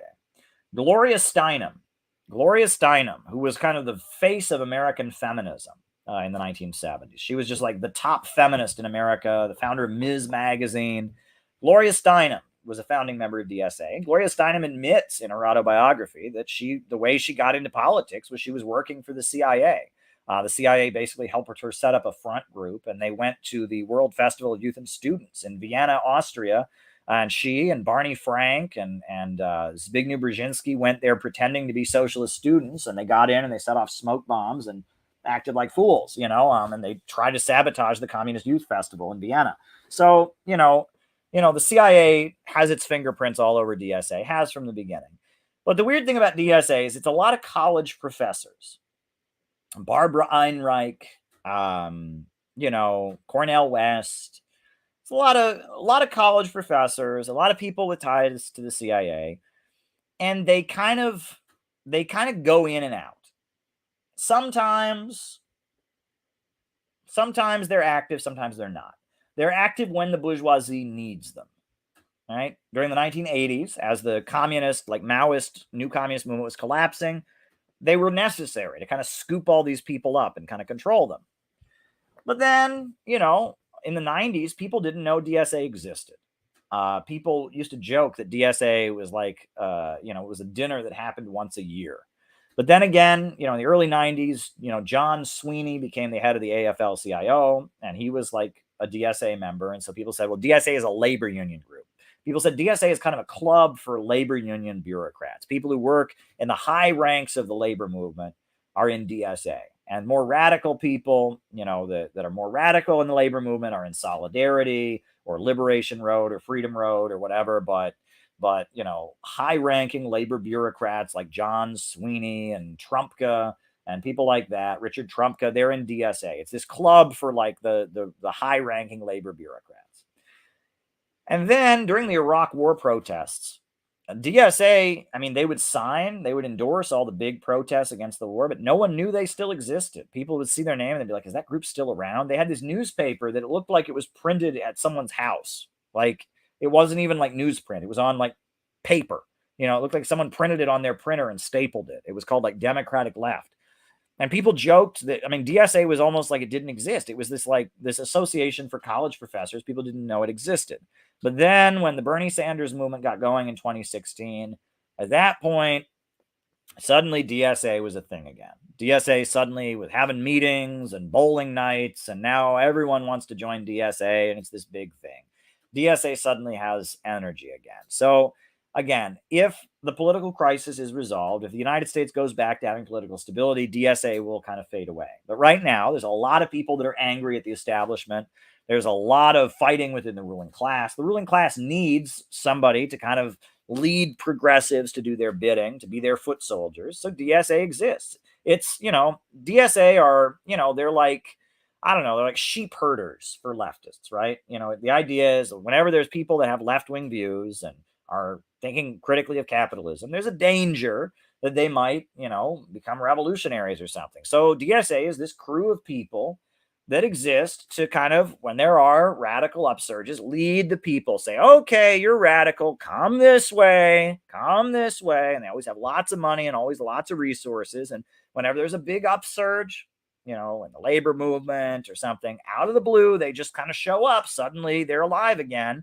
You know, it's like Dracula in his coffin. Suddenly he wakes up from the coffin and he says, okay, I'm here to be the boss and lead you back into supporting the Democratic Party. That's basically why DSA exists. Okay. But that said, that doesn't mean everyone in DSA is an evil reformist. A lot of people in DSA are great people. And I've recruited, there are a lot of members, there's a couple members of CPI that were recruited from DSA because I started going to DSA meetings in Long Island. And, you know, we should go to DSA, meet people in DSA, and recruit people in DSA. But you have to do it with the understanding you're never going to take over the DSA. There's a lot of people who get into this internal thing and they're like, well, we're going to outmaneuver and get more votes. No, you're not. DSA is rigged. It's rigged, just like the Communist Party is rigged. You're not going to take over DSA. And with all due respect to Haas, you're not going to take over the Communist Party. These groups are rigged, right? Trust me. Many people have tried to take over the DSA and it's never worked. Many people have tried to take over the Communist Party. It's not going to work. These groups are rigged. However, they're a great place to meet people. So if you're in CPI, I would encourage you to join the DSA and meet people, right? Great place to meet people and bring them to actual socialism, right? You know, and CPI is not a party. It's a think tank. We allow membership. You can be a member of any party. So, but don't think you're going to move DSA to the left. You won't. Don't think that you're going to take over DSA and make it a revolutionary group. You won't. That's not how it works. And that said, it appears that the people at the top of DSA are not, they don't believe in boycott, divestment, and sanctions. So that's all there is to that. You know, and yeah, go to DSA, meet people, win them to socialism, sell CPI books, you know, recruit them to watch these streams and become part of our community. But don't fall into the illusion that you're going to recruit or you're going to take over DSA, because you won't. It's a good place to meet people, but it's not. You know, it's not, it's controlled. It's rigged. Trust me, it's rigged. Okay. Between social democrats and democratic socialists. All right. So the next question is East versus West. Where does it come from? Does it come from the Byzantine? All right. So at the time of the fall of the Roman Empire divided in two. And you had the Byzantine Empire. And then you had the rule of, what's his name? I can't remember his name. The king, the guy that was like the king of Central Europe. I can't even remember his name. His name is escaping me. That guy who was like the king of Central Europe. I can't remember his name. And then you had the Byzantine Empire. Well, and the Byzantine was like, that's like Russia and Eastern Europe, and the Roman Empire was, what was his name for the life of me? Charlemagne. Thank you, Captain Waffles. Charlemagne, right? You had Charlemagne in the West, like France and Germany, and then you had the Byzantine Empire in the East, in Greece and in other places. I don't think that's where the East-West divide comes from. Many people, and I think Justin Simons, who's a member of the Center for Political Innovation, has pointed out that NATO is based on the myth of the West. I mean, NATO, it refers to itself as the West. Why? I mean, there's NATO. Romania is a member of NATO right now. There's threats that Ukraine might be a member of NATO, even though Brzezinski says they never will be. There is no West. All right? There is no West. Is Australia part of the West? I mean, apparently it is, but I mean, it's not West. I mean, you know, it's a continent pretty darn close to Asia. You know, I mean, when people say West, they mean the capitalist countries, the capitalist imperialist homelands. They mean Britain, France, the United States, Australia, Germany, Italy. That's what they mean. And it has nothing to do with geography.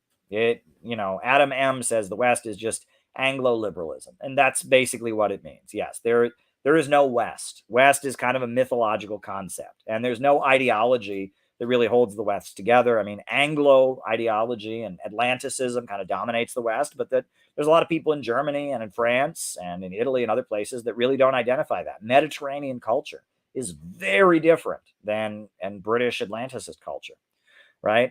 So, you know, I mean, there's big cultural differences. There's, you know, there is no West. The West is, you really can't come up with anything to define the West. But part of NATO is this belief in the democratic West, the humanitarian West.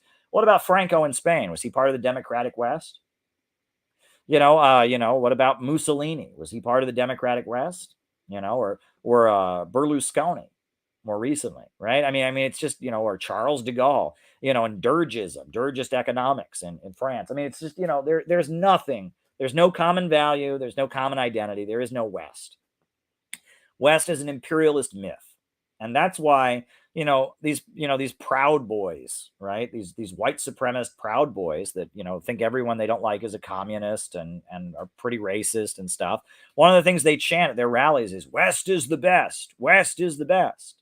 And I've said many times that'll be Vosh's slogan too. That's what he thinks, right? It's this belief that, Britain, France, the United States, Australia, Denmark, Sweden, we're like democratic people. We have these democratic values, and we're more advanced than those primitive people in Russia or in China or in Eastern Europe or in Africa and Asia. And we as the democratic advanced West must lead the world out of the primitivism of their backward way. It's all a bunch of bullshit. It's all a bunch of bullshit. All right, next question. The odds that a no-fly zone is created over Ukraine, high. No, they're quite low. Because anyone with common sense knows that that would mean war with Russia. The reason these no-fly zone rallies are being mobilized is to intimidate Russia. It's a threat that they might do it. They're not going to do it. And it's a way to make the Ukrainian movement, if you want to call it that, seem more radical, right? Oh, look, they're demanding something, Oh, you say Biden supports Ukraine, but he won't do the no-fly zone. It's a way to create the illusion that if you protest for Ukraine, you're standing up to the man or something. Yeah. No-fly zone over Ukraine means shooting down Russian planes, means World War III, means nukes going off. It's never going to happen. Not going to happen. Not going to happen. But, it's something, something that, if that were to happen, there would be World War III. Next question. The CPI solution to gentrification. Easy solution to gentrification. You want to hear the solution? One, fine landlords for every empty apartment. They should have an inspection every year. Every year they should have an inspection. And in major urban centers, if landlords have empty apartment buildings, you fine them for it. Easy. There should be a tax or a fine for every empty apartment unit. And if you did that, landlords would then be desperate to fill up the buildings. And in doing so, you would see the rent go down. The reason gentrification is happening, the rent is rising, is because of real estate speculation. A lot of real estate owners in urban areas don't make profits really from people renting. They make profits from property values going up. And gentrification is a game where you try to drive the property values up. You try to make the house more valuable, right? The idea is you buy the building and then you renovate it and you make it fancier and then you make some classy restaurants open up in the neighborhood. And even if only 2 people live in the damn building, the value of the building has increased, has tripled. Then you sell it to somebody else and they wait for the market to change and then they sell it. It's like the stock market. It's called real estate speculation. And that's what drives gentrification, is they're constantly trying to make the property values in urban areas go up. New York City is a great example of this, but Chicago, Atlanta, in Brazil, Rio de Janeiro, this is happening. All over the world, this is happening, where capitalists have figured out a way that they can make profit from housing without anybody living in the damn housing. Well, President Xi Jinping has said, no, housing is for living in, not for speculation. And really, if you want to stop this, you just have to impose a tax on empty apartment units. If you own an apartment building and any of those buildings are empty, not only do you not get that rent money, but you get a fine. You get hit with a fine. You get a fine for having an empty housing unit. Boom. And then landlords would immediately be dropping the rent and desperate to get people to live there. That's the solution. You need to impose a penalty for empty housing units. New York City, there are something like 12 housing units for every homeless person in this city. It's absolutely ridiculous. The rent keeps rising and going higher and higher and higher. And the number of empty apartment buildings in New York City is constantly going up as well. Ridiculous. All right. Is the Communist Party going to take power back? Not anytime soon. Not anytime soon. The Russian Communist Party is a very important political party in Russia. Very important party. They control a lot of areas. There's a lot of regions where they're very important. There's a lot of people that are very loyal to the party, and not, it's largely elderly folks, but there's a lot of young people in the party that have given it kind of new energy. But right now, the way they are functioning, they're not operating in the way of a party that's trying to seize power. They see themselves as the more social democratic and more anti-imperialist wing of the Putin government. That's what they see themselves as. They don't see themselves as a group that's trying to storm the barricades and take power. And that's correct. I think that they basically want to move they want to move Russia to be more like Venezuela. They want more social programs, and they want to they called for driving McDonald's out of Russia a long time ago. Right now, McDonald's has divested from Russia. Well, go back to 2013. The Communist Party was saying to outlaw McDonald's. The Communist Party in Russia doesn't like the Mormons because the Mormon church is tied to the CIA. So they, there's documentaries of the Mormon churches that open up, the Mormon churches that open up in Russia. You have the Communist Party protesting outside with CIA, and they got signs. Political realignment expressed by right-wingers on Ukraine. All right. Okay. Political.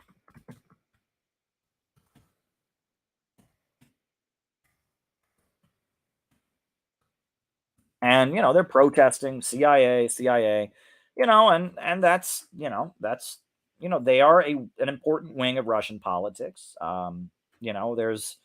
They're one of the major parties. So you have the United Russia Party, which Putin used to be a member of. Now Putin is not a member of any party, but he was originally a member of the United Russia Party. And then you have the Communist Party, which is the second largest political party. And then you have the Liberal Democratic Party, which is a far right-wing party. It's very anti-Islamic and very authoritarian, kind of a military, party, traditionalist czarist party. And there's a number of other political parties, but yeah, those are the major parties in Russia. All right. Jehovah's Witnesses in Russia. It's illegal to be a Jehovah's Witness in Russia. They're outlawed as a religion. And the reason is because they don't believe in getting blood transfusions for their children. Right? Part of their religion is they believe blood transfusions are not okay. There's a verse in the Bible, I guess, that they interpret as saying you can't give your kids blood transfusions. And Russia says that's not okay. That's a threat to public health, and they are outlawed. They are not recognized as an official religion. That doesn't mean that if you're in your home and you believe that, they drag you away in the middle of the night. It just means they're not allowed to get tax status as a church. And they're not allowed to set up as a religious group because they advocate things that are a threat to public health. And that happened, and that was very controversial. There was a lot of reporting about that. How dare they? Greedy homeowners and zoning laws is what artificially restricts housing, thus increasing the price. Yeah, and that's basically all there is to that. Jehovah's Witnesses are a religious group. They were started in the early part of the 20th century. They were originally the Watchtower Bible Society. They have a specific interpretation of the Bible that is kind of at odds with the rest of Christianity. They don't believe in an afterlife. They argue that there is heaven. There's this other place where God and the angels are. And at the end of time, heaven combines with earth and Eden is restored. The Garden of Eden comes back, but they don't maintain that you go to heaven or hell when you die. They say rather at the end of time, this God and his angels come back to earth and restore the Garden of Eden. They also don't believe in having clergy. They believe every Christian should be a clergy member. And they're really big on knocking, on promote proselytization, promoting their religion, knocking on people's doors and trying to convert them to their religion. They're very, very big into that. And they're very bookish, and their beliefs are very complex, very, very complex religious beliefs, not simple stuff, and they will talk to you, by the way. If they knock on your door, you can ask them any question in the world. They will talk to you about their religion. No problem doing that. Whereas, Mormons, the two religious groups that'll knock on your door, Jehovah's Witnesses and Mormons. Jehovah's Witnesses will talk to you about everything. They will talk to you about everything. You can ask them any question and they will answer it. On the other hand, the Mormons will not answer questions. They are not there to talk to you about Mormonism. They don't want to talk about Joseph Smith. They don't want to talk about the Golden Plates. They don't want to talk about any of that. They want to say, hey, have you ever read the Book of Mormon? It's a nice book. And we have a nice church where we have, bingo night or whatever. They do not want to talk to you about any of it. It's kind of hilarious. It's kind of an opposite approach. One of the groups recruits in terms of promoting their actual beliefs, which are very complex. The other group, their beliefs are only after you've kind of joined their community and this has become your social circle. And then they gradually start opening up to you about what their beliefs are. Very, very interesting stuff. All right. We're speeding right through it. All right. Next question. Zelensky ran on a platform of peace, but he hasn't carried it out. That's right. Because Zelensky, most people in Ukraine want this fighting to be over. Most people in Ukraine don't want the people in the eastern regions to be bombed. Most people in Ukraine, don't want to be antagonizing Russia and provoking conflict. Most people in Ukraine just want to get along. They just want to live their lives. Whereas there is this fanatical division, the Azov Battalion and other folks that are just committed to this Ukrainian nationalist narrative of history, and they want to fight Russia and they hate Russia. And those folks are not the majority, but they have threatened Zelensky. They've been calling for his ouster. They've been calling for a new Euromaidan and a new revolution to topple him. So there you go. All right. Next question. Reform or revolution? All right. Well, here's the thing, right? And this is very important, right? When we talk about revolution, we don't mean violent revolution. Revolution just means the change from one system to another, right? You can have a political revolution, which is just a change in government, or you can have a social revolution, which is a change in social system. But we don't advocate violence. We advocate a peaceful transition. Violent revolutions happen because capitalists and the ruling class won't allow a peaceful transition. The Russian Revolution happened because the provisional government was cracking down, and there was this, called the Kornilov reaction, where they were trying to crush the Soviets and crush the Bolsheviks. And so they had no choice but to rise up. And in China, Mao wanted to form a coalition government with Chiang Kai-shek, wanted to be part of a coalition government. However, Chiang Kai-shek wouldn't allow it and was trying to forcibly disarm the Chinese communists and make them, give up control of the areas they'd liberated from Japan. There was only a violent revolution because the capitalists wanted it. We advocate a peaceful transition to socialism through the democratic process.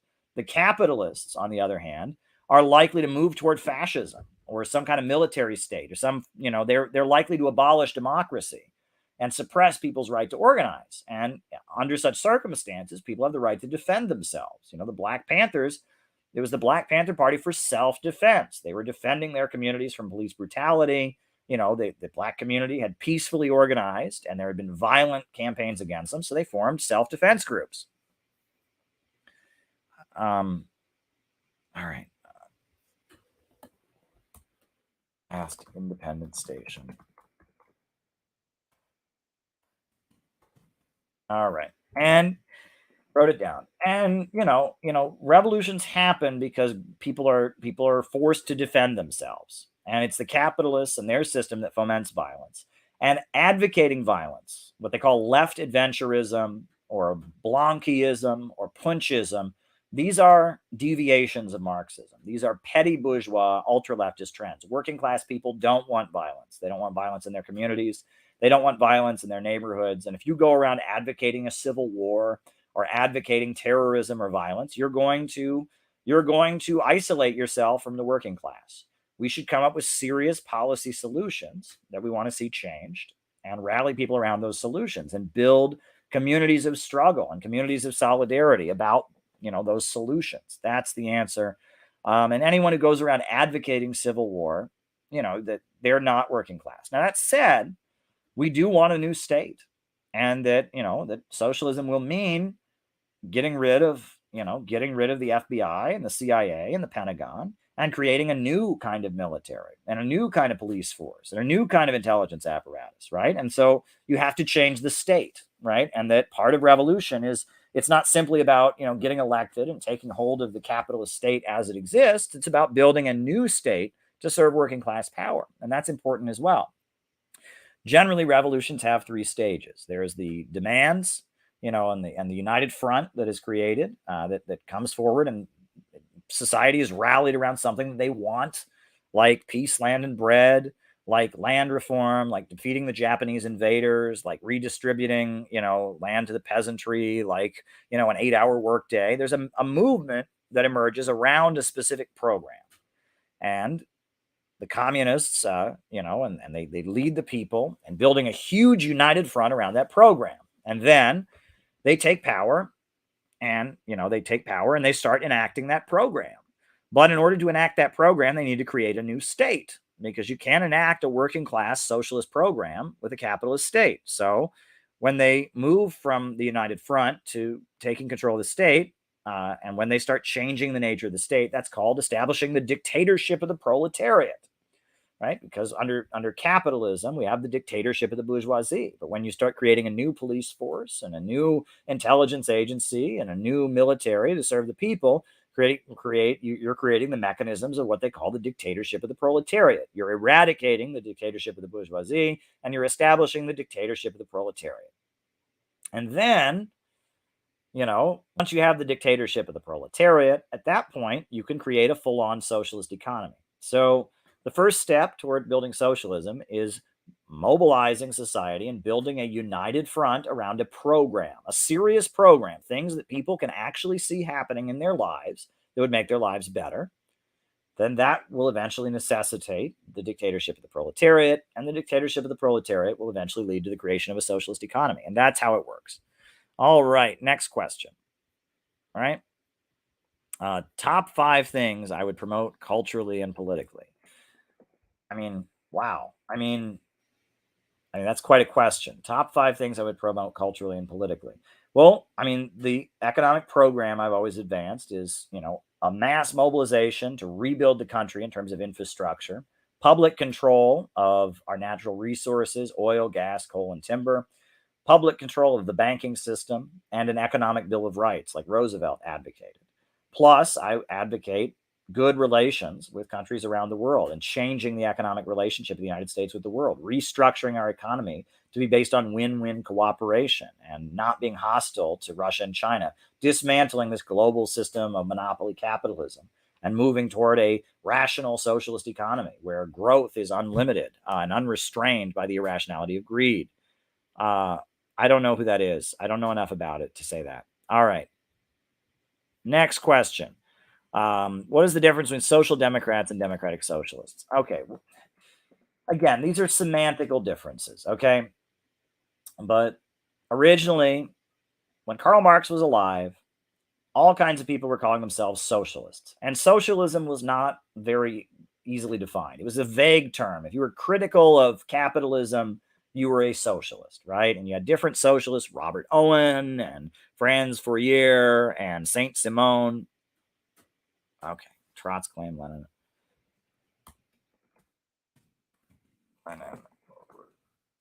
And Franz Fourier and all kinds of people were calling themselves socialists for all kinds of different reasons. So Karl Marx comes along with his specific dialectical materialist view of history. And he calls it scientific socialism because it's not utopian, it's not religious, and it's based on an understanding of history.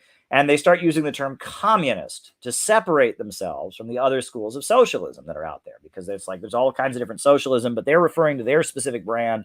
So they published the Communist Manifesto. They formed the Communist League in Germany. Yeah. But then, the International Working Men's Association that Karl Marx created, it becomes taken over by crazy anarchists, people that advocate violence and left adventurism.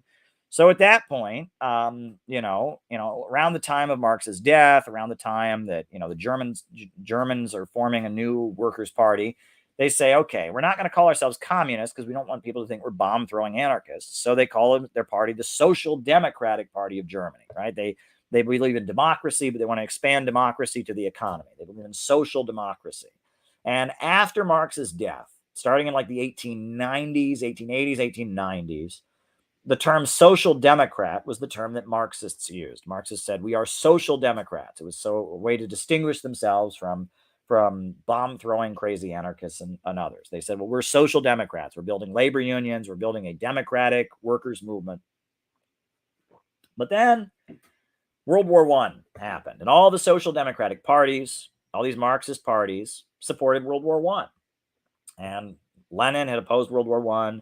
Rosa Luxemburg had opposed World War I. All this, the real revolutionaries had opposed World War I, but the major social democratic parties in Europe, the Labour Party in Britain, other parties supported World War I. So Lenin, when the Bolsheviks took power in Russia, they said, we're going to call ourselves communists so people don't think we're social democrats, so people don't associate us with these parties that sold out and supported World War I. And so, again, these terms are just kind of interchangeable. Now, social democracy is the term for like the British Labour Party, the Norwegian Social Democratic Party, the French Socialist Party. It refers to anti-communist parties that are more or less pro-imperialist, but advocate, gradually getting to socialism one step at a time. And a lot of them don't even believe that anymore. In Britain, the Labour Party has removed Clause 4 from their constitution. They don't even believe in gradually getting to socialism anymore. They just believe in a welfare state, right? A lot of the social democratic parties have at this point denounced Marxism. They just believe in a welfare state. However, right, that guy, Michael Harrington, who was one of the founders of DSA, Michael Harrington wrote this book called Socialism, explaining his beliefs, which I actually have somewhere. It's around here. It's a big book. It's dedicated to his mentor, Max Shachtman, the CIA Trotskyist.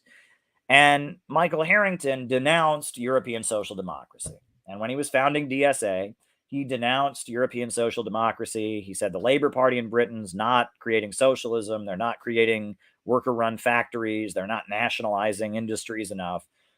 And so DSA, in order to appear more radical, in order to not sound like the British Labour Party, in order to not sound like the British or the French socialists or the West German Social Democratic Party, Schroeder and others, they said, well, we're democratic socialists. We're not social democrats, because they said that social democracy was inherently reformist, and they ultimately advocated, a participatory workers' democracy or something like that. But in practice, DSA are social democrats. I mean, in practice, what do? They campaign for Democrats. They want gradual reforms that eventually lead to what they believe in. They're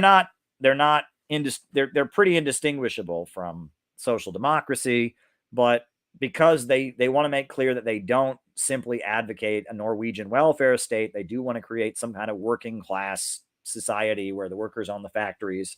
They say, well, we're democratic socialists, whereas the Labour Party in Britain, Tony Blair is a social democrat, basically. That's what that's about. It's a semantical word salad. All right. The current political realignment is expressed by right-wingers. And thank you for the super chat. Left is best.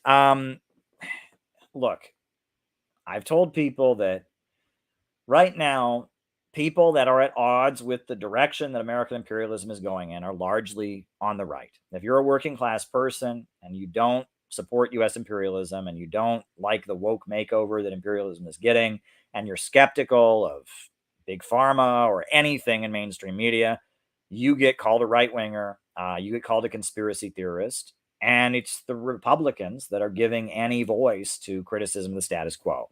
So based on that, again, Candace Owens, who I loathe in many ways, a lot of what she says is just abhorrent to me. She's saying stuff about Russia that, she's calling Ukraine a very corrupt country, etc. And that, look, we need to be able to recruit people on the right to socialism. We need to, at this point, people on the right are more open to what we're about than people on the left. The left is completely controlled, completely used. And that's why I almost don't want to tell people I'm a communist anymore, because then people think I'm one of these wokes. They'll think I'm one of these people running around for Ukraine and calling everyone who doesn't agree with me a Nazi and all of this. But at the end of the day, look, we should be able to talk to anybody, right? Right wing, left wing, whatever. But right now, it seems like dissident elements are being pushed to the right, which is scary to me, because the right is associated with anti-immigrant bigotry, which I don't agree with. The right is associated with free market neoliberalism, which I absolutely don't agree with.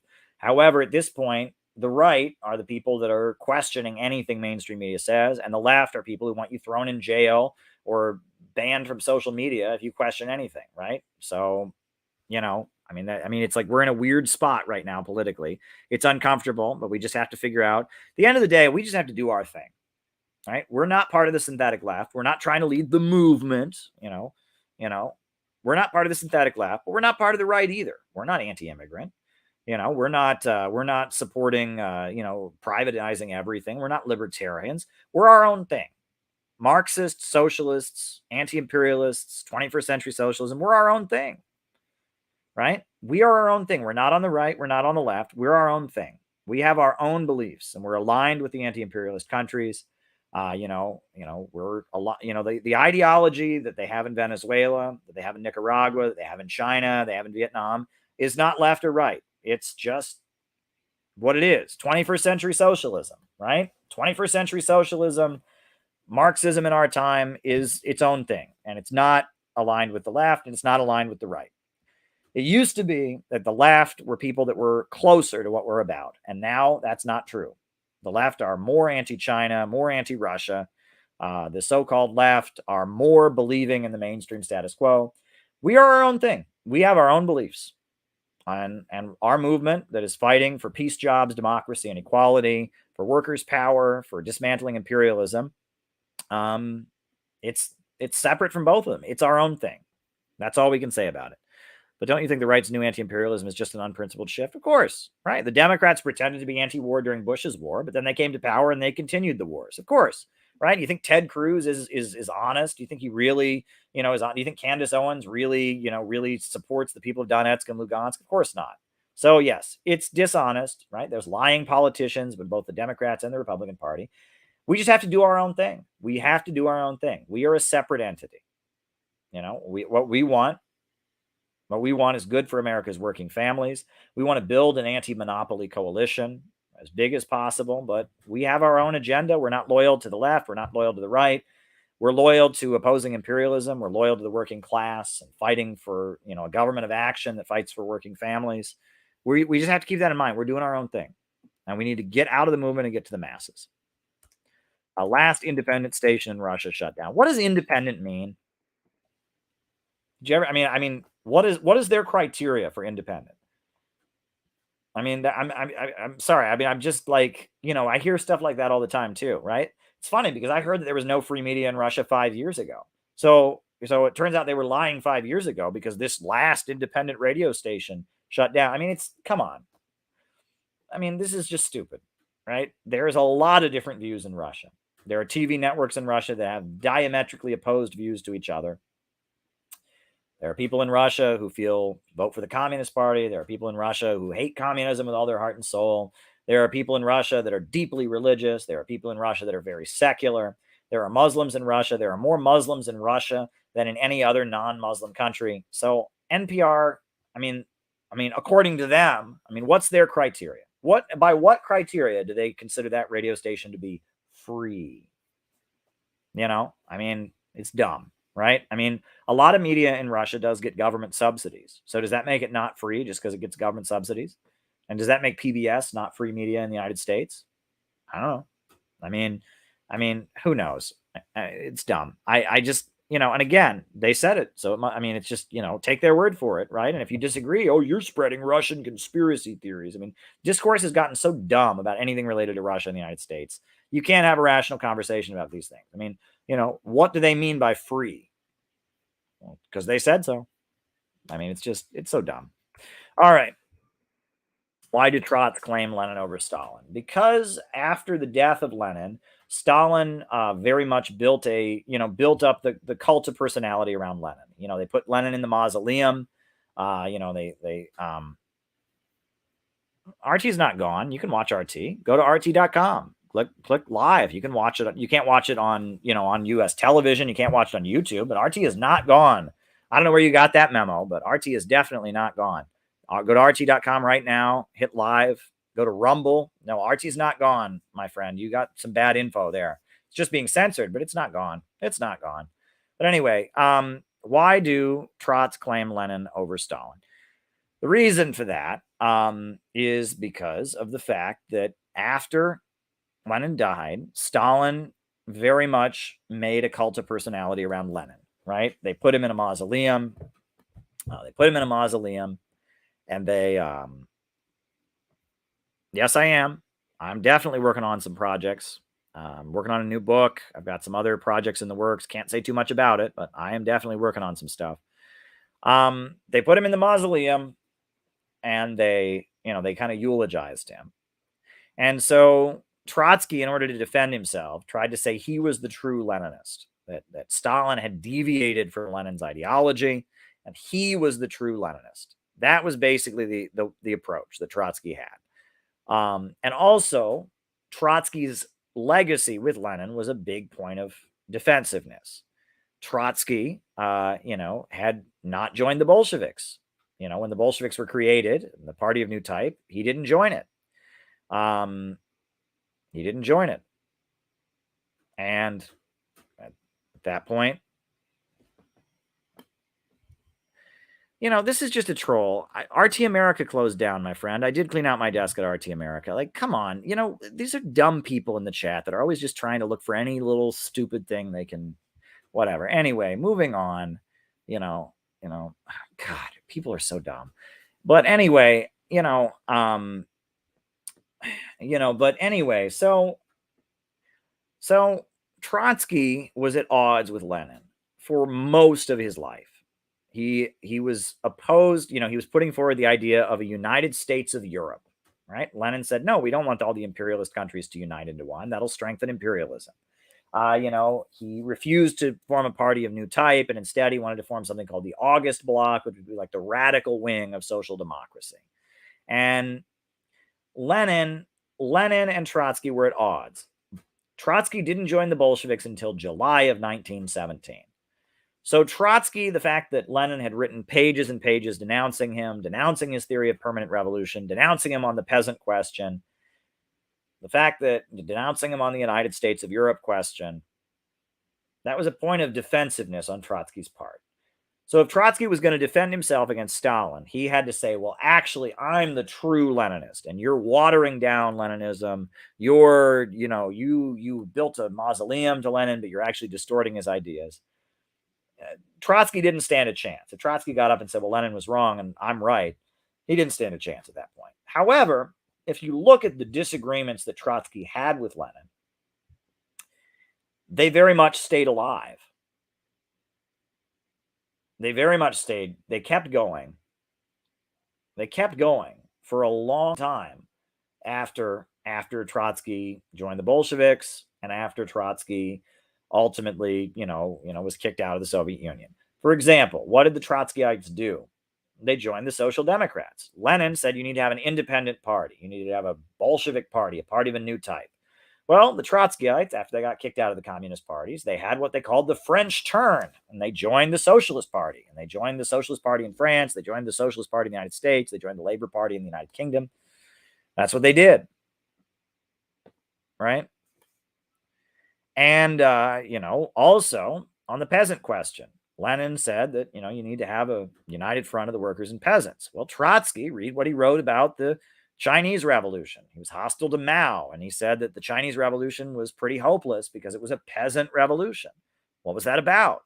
It was about the fact that, that he had that hostility to the peasants. Trotsky advocated a United States of Europe, and his theory of permanent revolution said all that matters is when you spread communism to the Western countries.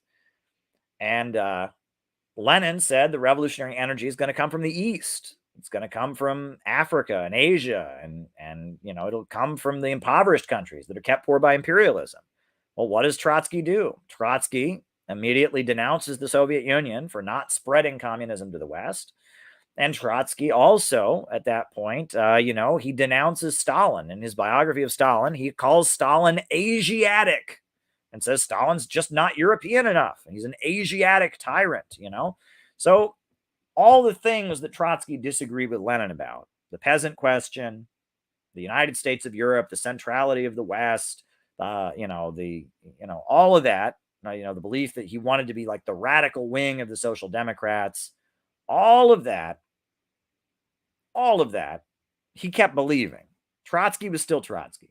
Trotsky believed communism, Marxism was just the more radical wing of European social democracy. He believed that Europe and the United States were the hope. He called New York City the foundry where the fate of mankind will be forged. He was all obsessed with Europe. He was kind of a self-hating Russian, a self-hating Ukrainian. He hated peasants. He believed peasants were a backward class that couldn't make a revolution. He was a, kind of a first world chauvinist. That's Trotsky. That's Trotsky. And, that didn't change. Trotsky claimed when he joined the Bolsheviks that he repudiated all the stuff he'd said before, but he didn't. And you can go watch my class on Trotsky. Go watch the Saxton lectures. I gave the Saxton lectures last June. And they're a very, very good introduction to Marxist ideology. The first class is on Marx. The second class is on Bolshevism. The third class is on the Soviet Union and the rise of the Communist Party USA. The fourth class is about 21st century socialism. The fifth class, in the afternoon classes, the fifth class is about the revolutionary intelligentsia and how it's separate from the working class. And the next class after that is on Trotskyism and why Trotskyism is not revolutionary. The third class is on how the CIA created the synthetic left. And the fourth class is about our own ideology and the city building tendency and what the Center for Political Innovation believes. It's an 8-class series I gave last summer. Some of my best work. It really is. If you want to know what it's all about, if you want to understand the ideology of Russia and China and Venezuela and Cuba and Nicaragua, if you want to understand where the socialist movement is at right now, you should go watch the Saxton lectures. They're an overview. They basically tell you everything you need to know about the city building tendency, about our ideology, about what we believe, which is not what the synthetic left believes. It's certainly not right wing, but it's different, right? And it's the anti-imperialist view. And what we teach at the Center for Political Innovation in the United States, it's very unique. People have never heard this stuff before. But you go to South America, very common, right? Go to Nicaragua. I was talking to the Sandinista Nicaraguans about it. They've heard all this before. They know this.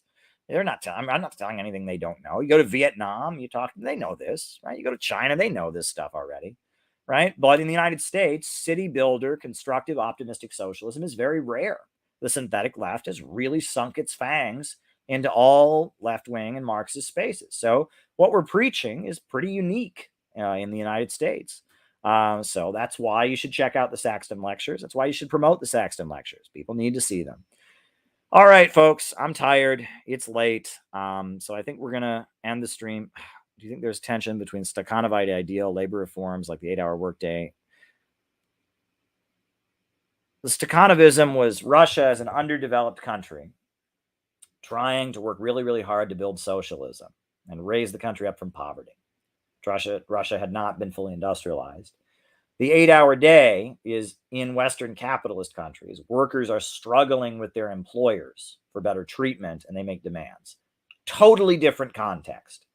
If you're using socialism to build a country that's previously impoverished up from poverty, that's Stakhanovism. If you're in the West building a labor movement and trying to demand that the employers give you a better deal, that's a completely different thing. So it's like completely different context. It's apples and oranges. Apples and oranges, my friend. And ultimately, the goal in socialism is to build a society that's so prosperous that you don't have any work week. People can just take what they can, take what they need, do what they can. That's the idea, right? The idea is to build a society of so much abundance that all inequality breaks down, all the need for the state breaks down. But countries that are just coming out of feudalism, that are not fully industrialized, that are building socialism, are going to mobilize the population. And they're going to mobilize the population to work very hard, to work selflessly, to build up their homeland. And that's not the same as workers struggling against their employer. No, in Maoism, they have what they call the New Democratic Revolution, which is where they give land to the peasants. It's called the New Democratic Revolution, where they don't have socialism first. They have what they call New Democracy. They redistribute land, etc. You can read Mao's writing on New Democracy. No, they don't want to skip the stage. That's wrong. They overturn feudalism. They give the peasants land, and then they proceed with the New Democratic Revolution before they eventually move towards socialism. So no, that's not correct. All right. New upsurge in the struggle against U.S. imperialism is now emerging throughout the world. Ever since World War II, U.S. imperialism and its followers have been continuously launching wars of aggression. But the people of various countries have been continuously waging revolutionary wars to defeat their aggression. And while the danger of a new world war still exists, and the people of all countries must get prepared, revolution is the main trend in the world today.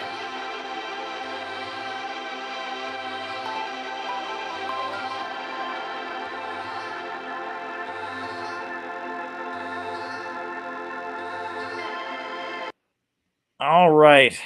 Thanks, folks. The danger of a new world war still exists, and the people of all countries must get prepared. Revolution is the main trend in the world today.